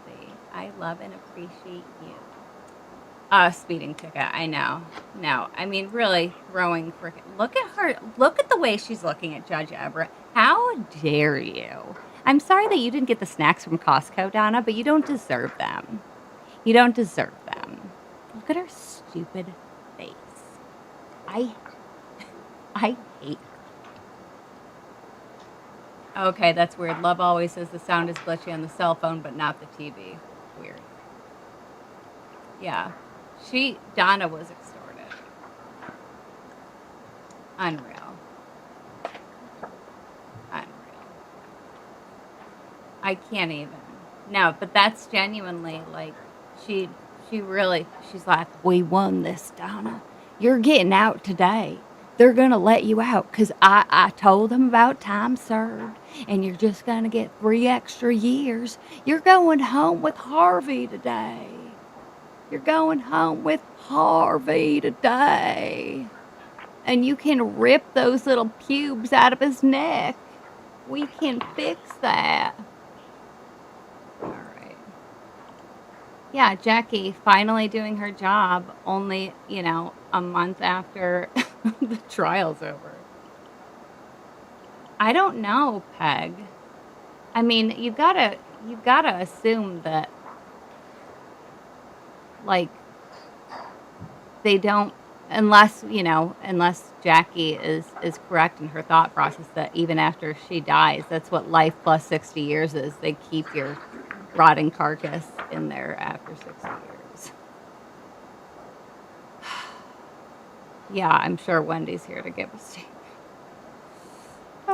Brian, she's blowing embalming vapors into her tiny ear canals. Donna's? Yes, okay, so once her body is claimed by the family. But let's think about this. Harvey is more than likely going to die before Donna. If he does, who's gonna claim the body? Who exactly? Who? Which person? Which member of her family? Which next of her kin? Rob? Who? And all these people are like, oh, she's the best mom. Did you not hear the freaking all the time that she was talking shit about Rob? About what Having piece of reviewed shit the he cases was? presented by the defense concerning the downward departure, also as well the argument that has been presented, the court has reviewed its notes of the trial and will rule on the issue of downward departure at this point. Florida Supreme Court has a 2-part test concerning whether a downward departure should be granted or could be granted by the trial court. The first is whether the trial court can impose a downward departure sentence based on a valid legal ground proven by a preponderance of the evidence. The second step is whether the trial court decides whether it should impose the downward departure based on the totality of the circumstances. As to both the non-statutory grounds that have been argued and the grounds contained within Section 921.0026, subsection 2, subsection B, in reviewing the trial court's notes, what has been argued by both the defense and also as well the court's relying on the record itself, court will find that there is a ground for non-statutory downward departure, but it declines to exercise its discretion. As to the statutory ground, I will find that both the defendant was an accomplice to the offense and a relative minor participant in the criminal conduct. I will find that has not been proven, but in addition to, the court would still decline to exercise its discretion. As to the sentence in this matter, Ms. Adelson, please rise. Yay. Finally. Donna, would you like to put your headphones on so you can Level hear of this? planning and coordination to bring the murder of Professor Markell to fruition was significant in this case. These were not crimes of chance or opportunity, and these crimes also required you to conspire with your son and others. You certainly can choose to deny your involvement and maintain innocence. The court finds the evidence in this case is clear. You will be sentenced accordingly this afternoon. The jury has found you guilty on charges of first-degree murder, conspiracy to commit first-degree murder, and solicitation to commit first-degree murder, and the court previously adjudicated you guilty as to these same charges on September 4th of this year. On count 1 of the indictment for first-degree murder, you are hereby sentenced to life imprisonment without the possibility of parole or release pursuant to sections 782.04 and 775.082 sub 1 sub A Florida statutes. On count 2 of the indictment, conspiracy to commit first-degree murder, You are hereby sentenced to 30 years in Department of Corrections that will run consecutive to count 1. The court will also sentence you to 30 years in Department of Corrections on count 3. Counts 2 and 3 are to run concurrent with each other, but consecutive to count 1. As to the fees and costs, the clerk can please announce those at this time. Doing $2,100 as a fine pursuant to section 775.083, $105 as the 5% surcharge required by section 938.04, $20 as the court cost pursuant to section 938.06, Crime Stopping Trust Fund, $3 as a court cost pursuant to section 938.01, subsection 1, Criminal Justice Trust Fund, $50 pursuant to section 938.03, Crimes Compensation Trust Fund, $225 pursuant to section 938.05, Local Government Criminal Justice Trust Fund, $2 as a court cost pursuant to section 938.15, County Criminal Justice Education, $50 as a court cost pursuant to section 775.083, subsection 2, County Crime Prevention, $65 as a court cost pursuant to section 939.185, County Additional Court Costs, and $3 as a court cost pursuant to section 938.19, Teen Court Assessment. Is there any lawful objection by the defense to these assessments? No, Your Honor.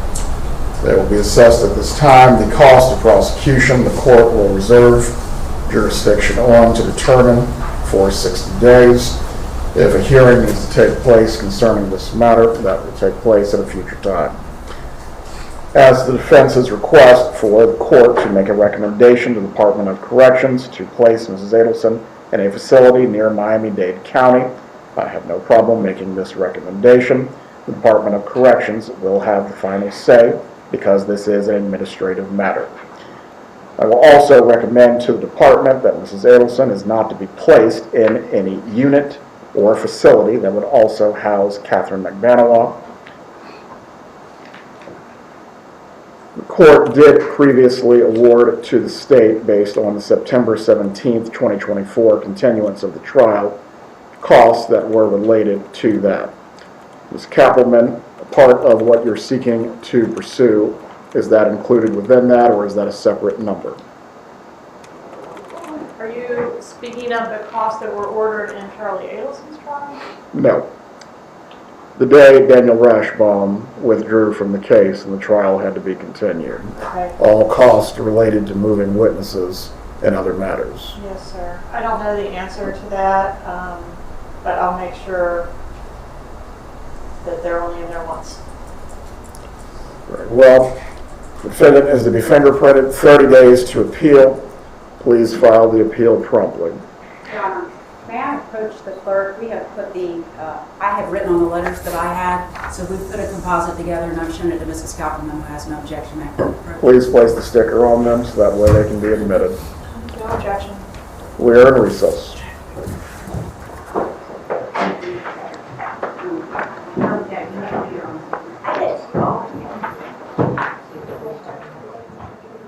So Brenda is muted from the channel, but she can still watch, and you can go fuck yourself, actually.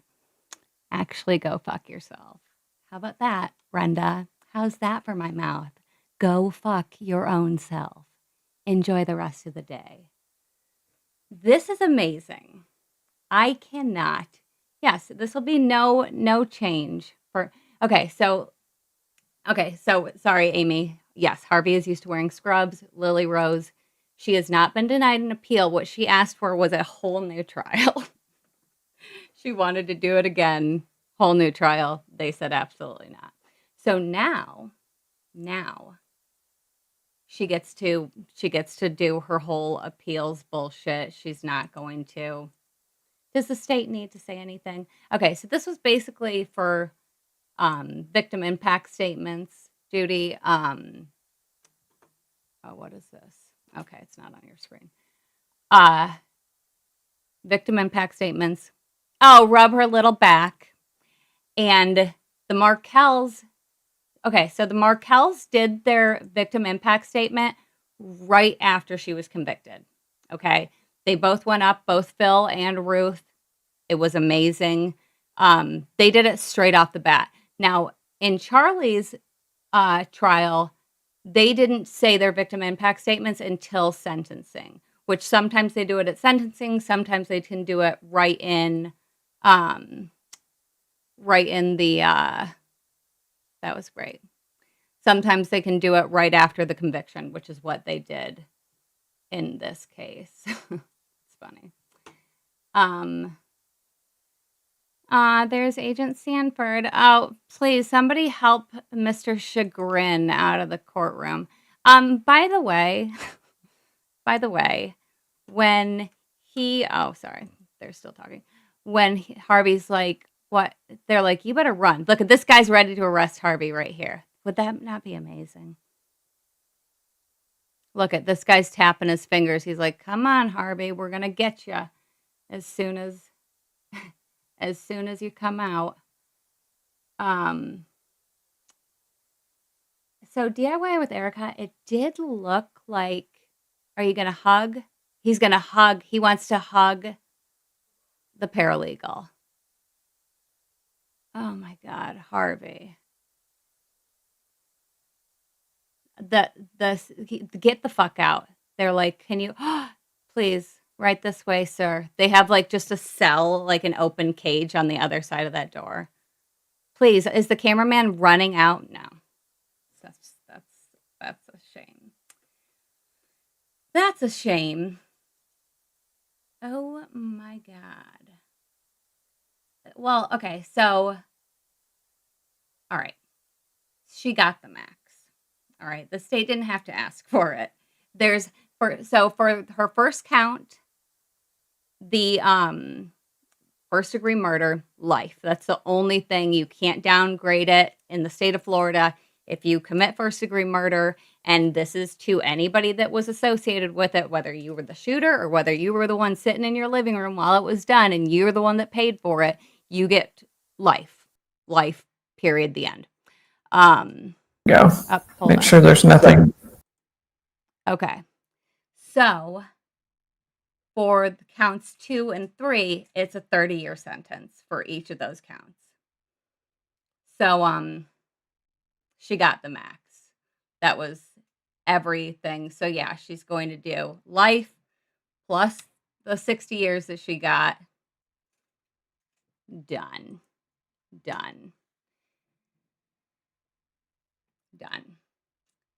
And it doesn't matter. Like what? Yeah, Wendy is next. 100%. Jerry Griffin. Harvey's going to break out the Hawaiian shirt and gold chains and hit the town. 100%. And I have to, I took a picture of it because it was so funny because the chat goes so fast. Hold on. My phone is at like no percent right now. Charles Greaves says, if the price is right, I'll bet Jackie's funeral home could have Donna taxidermied like Vladimir Lenin and have her placed in a glass case in the Adelson Institute reception area. I cannot. Yeah, let's get pissed about the fines. This is insane. Yeah, life plus 30 plus 30. Doesn't matter. It's life plus a quadrillion. Everything after life is just, completely goodbye forever. Goodbye forever, your life, and goodbye forever. Yeah, absolutely insane. And I looked up Brenda's profile. That was Wendy, actually. Brendy, we see you. Friend. We see you. I can't. Okay, Beach Bum just said it. What an absolute shit show. Yeah, the family has balls. So freaking crazy. The audacity. I mean, okay, fine. If you don't know Donna as a murderer because you went to junior high with her, I can understand that. That's fine. That's what a character witness is supposed to say. That's what the character statements are supposed to be. I knew Donna in 6th grade. She was always really nice to me. She wasn't planning on killing Dan Markel at that point. When I knew her, when we were 12, that's fine. That's fine. Okay. What is not fine is sitting there and going through the entire case again and pointing out all the areas that you feel like they got it wrong. What? What? Dr. Graber? Sorry, can you hear me now? Dr. Graber? What? A mess. An absolute mess. Who else? Annie Cunningham wrote something. Chagrin came hobbling in. And oh, also, I heard that when he went, so he has this little walker all in court. When he went to lunch, he didn't have the walker with him. Just like Donna, somebody wrote that. And I put it up on the screen, but I forgot who wrote it. That Jackie smacked her head on Donna's forehead and said, "You're healed," and her hearing became miraculously healed. She probably did the same thing with Chagrin and healed his legs. I cannot. Well, yeah, and we have to remember that they said,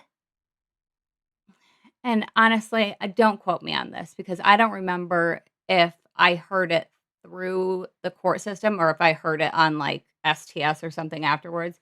But Aries girl, surprised his walker didn't have tennis balls on them. They really missed that part, Brad. Drama. I can't. Now I lost my train of thought. Oh,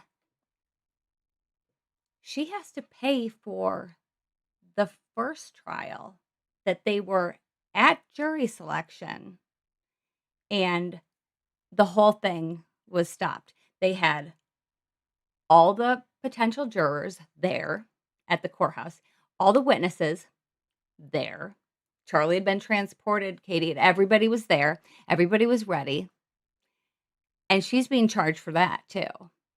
And I heard the price of $10,000. Whether I heard that in real life or whether I just made that up in my head, I don't know. I don't know. Ryan, it did have tennis balls, but a service dog stole them. Oh my God. Yeah, I'm so glad that she can't. She needs to go far, far, far away. And she is.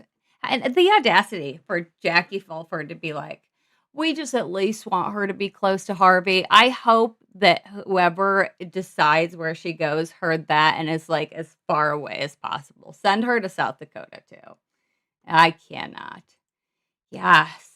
Yes. We need to get the transport video for this.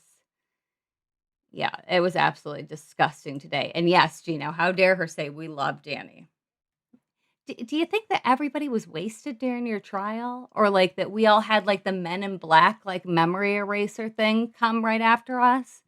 We remember. We remember. I hope she gets to North Dakota. Send her to Alaska. Send her to Alaska. The Skanky is always going to be in the chat because she is mad. She's mad at me. She's mad at Judge Everett.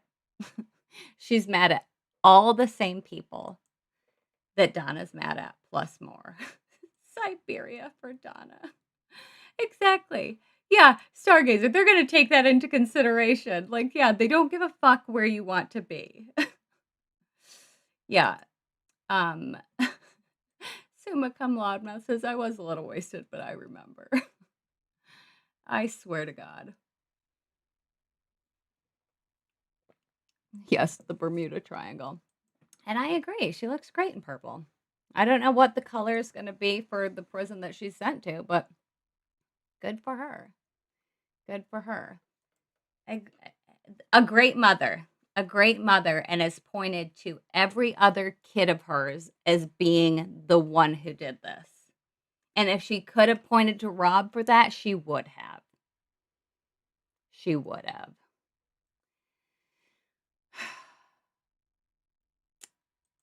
Harvey read his victim impact statement, but yes, this is true, Dor. The further south she is, the hotter she will be. And Harvey won't visit her no matter how close. 100%. Yes. Yeah. Yeah. I am the wrong person to come in here and start trying some bullshit. Save your, hurt feelings for somebody else who actually gives a fuck. Because it's not her. It's not she. It's not me. Get the fuck out of here with your bullshit. That's all I have to say. Yeah, Harvey to Donna, call me. And ew. We do have the funniest chat in YouTube. You guys are hilarious. I laugh out loud like all the time. And I love the people that are like, oh, you're drunk, you're blah, blah, blah. Some people just are happy and can have a happy life without being wasted. Maybe understand that. Oh, you can't because you're a miserable fucking bitch? Then get the fuck out of my chat. Because everybody and their dog is covering this case. And you can go right to the Tallahassee Democrat, where literally nobody's commenting on that. Not one. None people. Except if you choose to read the comments. So fucking suck my dick. I'm sorry, you're not going to fucking shame me for being a happy person. And I'm sorry, but I am a mom to 9 kids. I have been having children for 2 decades straight. I have gotten on average 2 hours. Thank you, baby. I've gotten on average 2 hours of sleep every single night of my life for the past 2 decades, for half of my life. So shut the fuck up that I'm enjoying a little bit of adult conversation. Get the fuck out of here. Get out of here. It's called a sense of humor, and it's called not being a piece of shit. So, sorry. Maybe you'll learn about that someday. Probably not. Oh, my God. Okay. So, let's go ahead. I don't even drink. Like, that's the thing. I don't even fucking drink. So, Starbucks, exactly. Enjoy. This is a pumpkin spice latte that my sweet little hubby just brought me. Yeah, like I am fucking 42 years old. Do you think I have any fucks left to give for you, Brenda, who I've never seen your fucking name before? You have no profile picture even. Yeah, please give me your opinion of me because I'm really concerned about it. I'd love to hear it. And I'm going to change everything about myself for you. Cheers. Fuck off. All right. Now, Warflare, that was the most just disgusting display. Absolutely disgusting display of shit. Like, I can't believe, I can. I say I can't believe because I obviously wouldn't be such a piece of fucking shit, but clearly Donna's written all these scripts. Clearly Donna had a whole stack of papers that she was ready to read. Maybe she'll do like a Sarah Boone and she will send her entire statement that she wanted to read to Judge Everett. Oh, I really hope. I really, really hope. All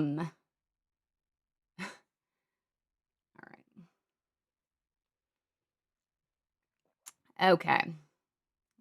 Yes, Wendy's next, 100%.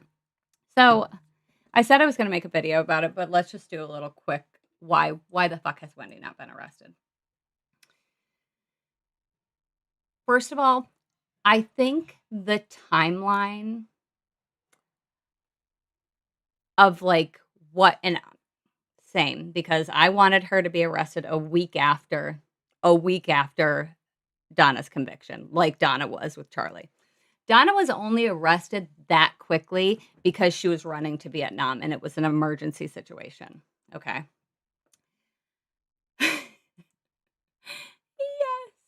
My gold is the people that have hated me. My gold is everybody that has said that I am a murderer. I cannot believe. Um, okay. So let's talk about Wendy Jill and why she has not been arrested yet. One, our timeline was a little misconstrued. We all wanted Wendy to be arrested a week after, just like Donna was. That's not going to happen. Okay. If Wendy was fleeing to Vietnam and we had knowledge of that, she more than likely would have been arrested immediately. Okay. So, secondly, and I tend to like forget this too, that it's not like when Wendy's arrested, then Georgia just has a year to prepare for her trial. Okay. The minute that Wendy's arrested, motions will start. So Wendy goes to, the bail hearing, and then whatever lawyer that she chooses, God only knows, they will start writing motions. Georgia's job will begin the day that Wendy is arrested. Okay. She has more than just this case on her plate. I know, shocking, shocks me as well. More than, just this to worry about. And so as soon as she's arrested, Georgia now has to start all of this shit. They also have to kind of time it to when they're going to be able to schedule what is likely going to be another at least 3-week trial. Okay. So once she's arrested, they're going to go through all this shit. They're going to, deal with all these motions. I mean, if you can go to Leon County, I think it's like courtroom search, not courtroom search. You can search cases at Leon County. If you go to Leon County's website of the circuit or the clerk, you can go on there. There's a civil case and a criminal case button. Click on criminal, search the last name Adelson, and you can look at how long Donna's docket is. Now, granted, it's probably a little longer than normal because we had this trial last year that didn't go, and we basically have double. But there is genuinely like 250 motions alone on this trial from the defense. The state has to reply to all these. They have to give all the discovery. So there's a lot of work that Georgia has to do, okay, as soon as this starts.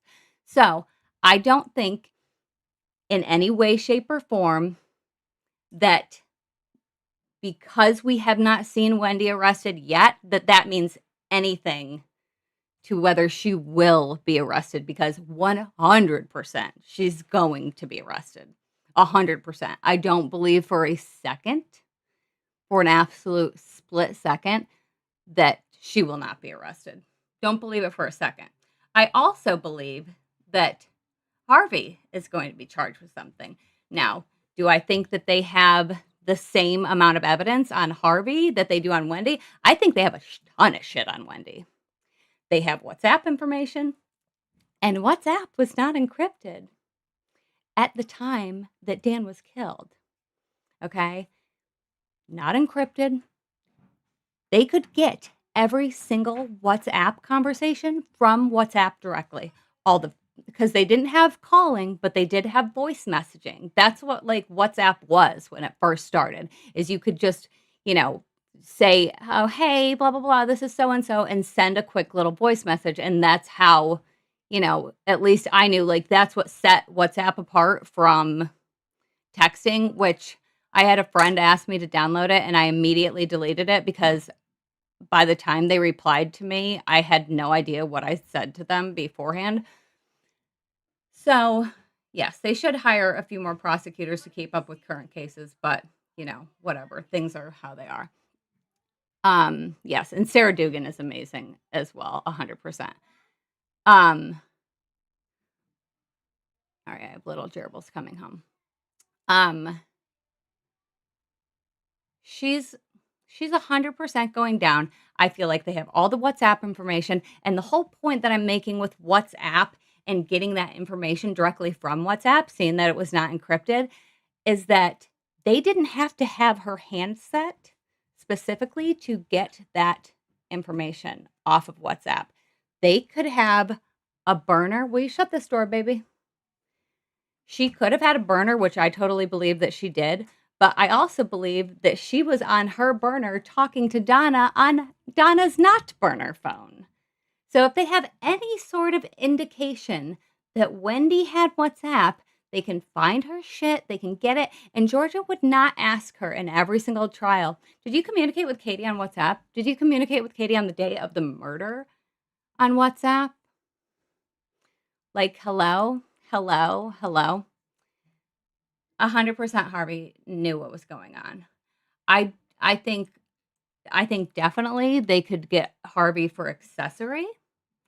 I think that they can also get Harvey for fucking witness tampering. Clearly, they have direct evidence of that. But listen to what Georgia asks Wendy, okay? And if you're a parent, you know this. You don't ask your kids questions that you want to know. You ask your kids questions that you know the answer to. And you just want to see if they're going to tell you the truth. That's what Georgia is doing. Pay attention to every single question that she asks Wendy, because that's saying, hey, bitch, I know. And if you go onto my channel, all right, and you watch this, granted, I know it's long, watch this beach day with the girls video. Watch this, okay? Not the members only one, unless you're a member. But I have 2 versions of it. Watch this and let me know what you think Georgia knows, because she knows 1,000,000,000% more. You know, everybody's like, oh, she doesn't have enough evidence on her. It's like, you don't know all the evidence. Why would Georgia bring any evidence to the table that she didn't need prior to Wendy's trial? She's not going to bring up Wendy evidence at Charlie's trial or Wendy evidence at Donna's trial, because the evidence has to be relevant to the person that you are trying. You can't just she's not going to give all her, cards away anyway. But why would it be brought up? There would be no reason for us to know anything until we know. And think of how much new shit we found out during Donna's trial. Stuff that I thought nobody else, but I thought 100% we knew every ounce of what Jeff Lacasse knew. And we heard new shit from him.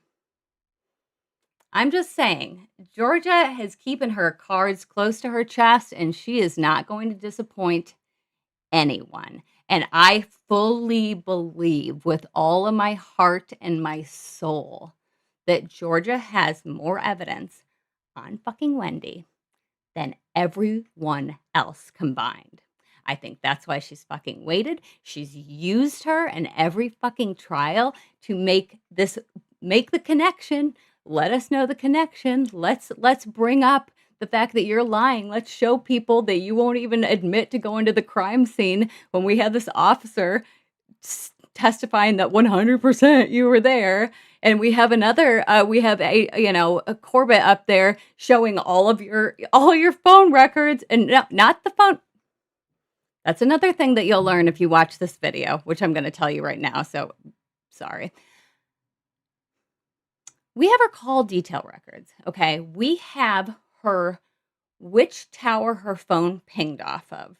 Okay. And that's how they can show that she went from her house to ABC Liquors, went by Dan's house. That's how we have the timeline of that, because she was talking to Jeff Skopek on the morning of the murder at 12:30.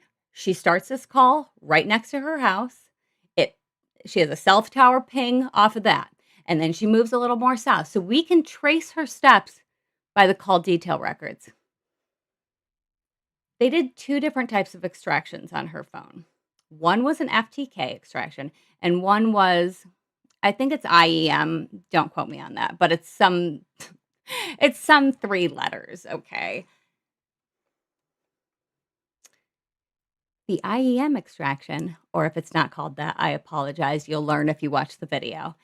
That, friends, that not only categorizes everything into like easy to find, shit, that also will bring back any deleted information and not just deleted text message. Say Wendy did have the app, WhatsApp on her regular phone and deleted the entire app. That's able to be recovered by this IEM extraction. Cellbrite did the extraction and then they run it through these other systems to get more information. Not only that, but I have a guy doing like an example of this. This is when the new thing came out in 2013, which would have been the version that they were using at the time. And he shows geolocation. Okay. I don't know if you guys remember Foursquare, but Foursquare was being used through Facebook, okay, to check into places in 2014. So you would get somewhere and you would go to check in and it would already have your location right there when you go to check in. They would give you, oh, where are you? Are you at the McDonald's? Are you at the Wendy's? That you're standing right next to. You automatically had Foursquare, which is a geolocation data grabber. You had that if you have Facebook on your phone, which guaranteed Wendy fucking did. So they show this, that they're basically moving. They're not logging into anything. They're just moving the phone around that they're using as a tester phone. And every fucking location is on this map where they were.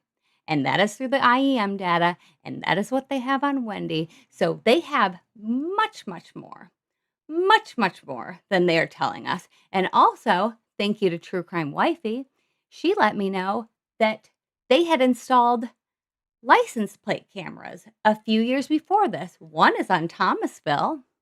And then there were license plate readers on like all of the cop cars as well. And not to mention, let's not even talk about the bus video, which they most likely have the bitch on. So we are going to learn a lot in her trial, which will most 100% definitely happen. Idiots. Okay, so what I'm going to do is I'm going to go be with my family because it's dinner time, but we'll leave on Wendy singing my song. All right. I love you guys. Thank you so much for being with me today. I appreciate it. And I don't think they're doing it 11 years later. I think they already did all this information. I don't think they're doing it now. I think it's already happened. Okay, so let's go ahead and listen to the Wendy song, and then I'm going to sign off, and I'll probably do another live maybe tomorrow. Probably not tonight, but maybe tomorrow because I need to digest this shit. This was crazy today. All right, love you guys. Trust me, you'll still be with your family.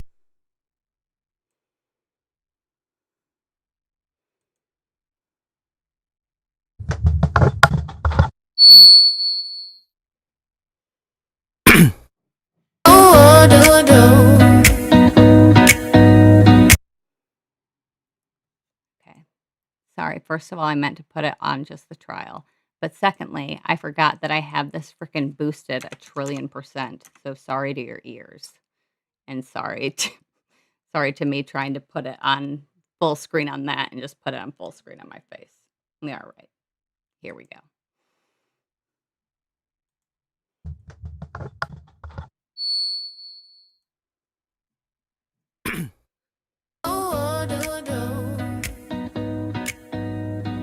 Wendy, Wendy, Wendy, what shall we do with you? You thought you planned the perfect crime. It was just too good to be true. You say you're a lawyer and how smart you are, but you should have thought twice before hopping in your car. Arrogance, excitement, both got in the way, and your royal special day. You needed to see and you just couldn't wait. It even made you late for your little lunch date. You thought maybe I'll go, just take a little look. You just had to go and see the life you just took. Wendy, Wendy, you should have thought. You sure messed this one up, you just can't be taught. You couldn't help it, just needed to see. Thought you could talk your way out, they'll never catch me. You're too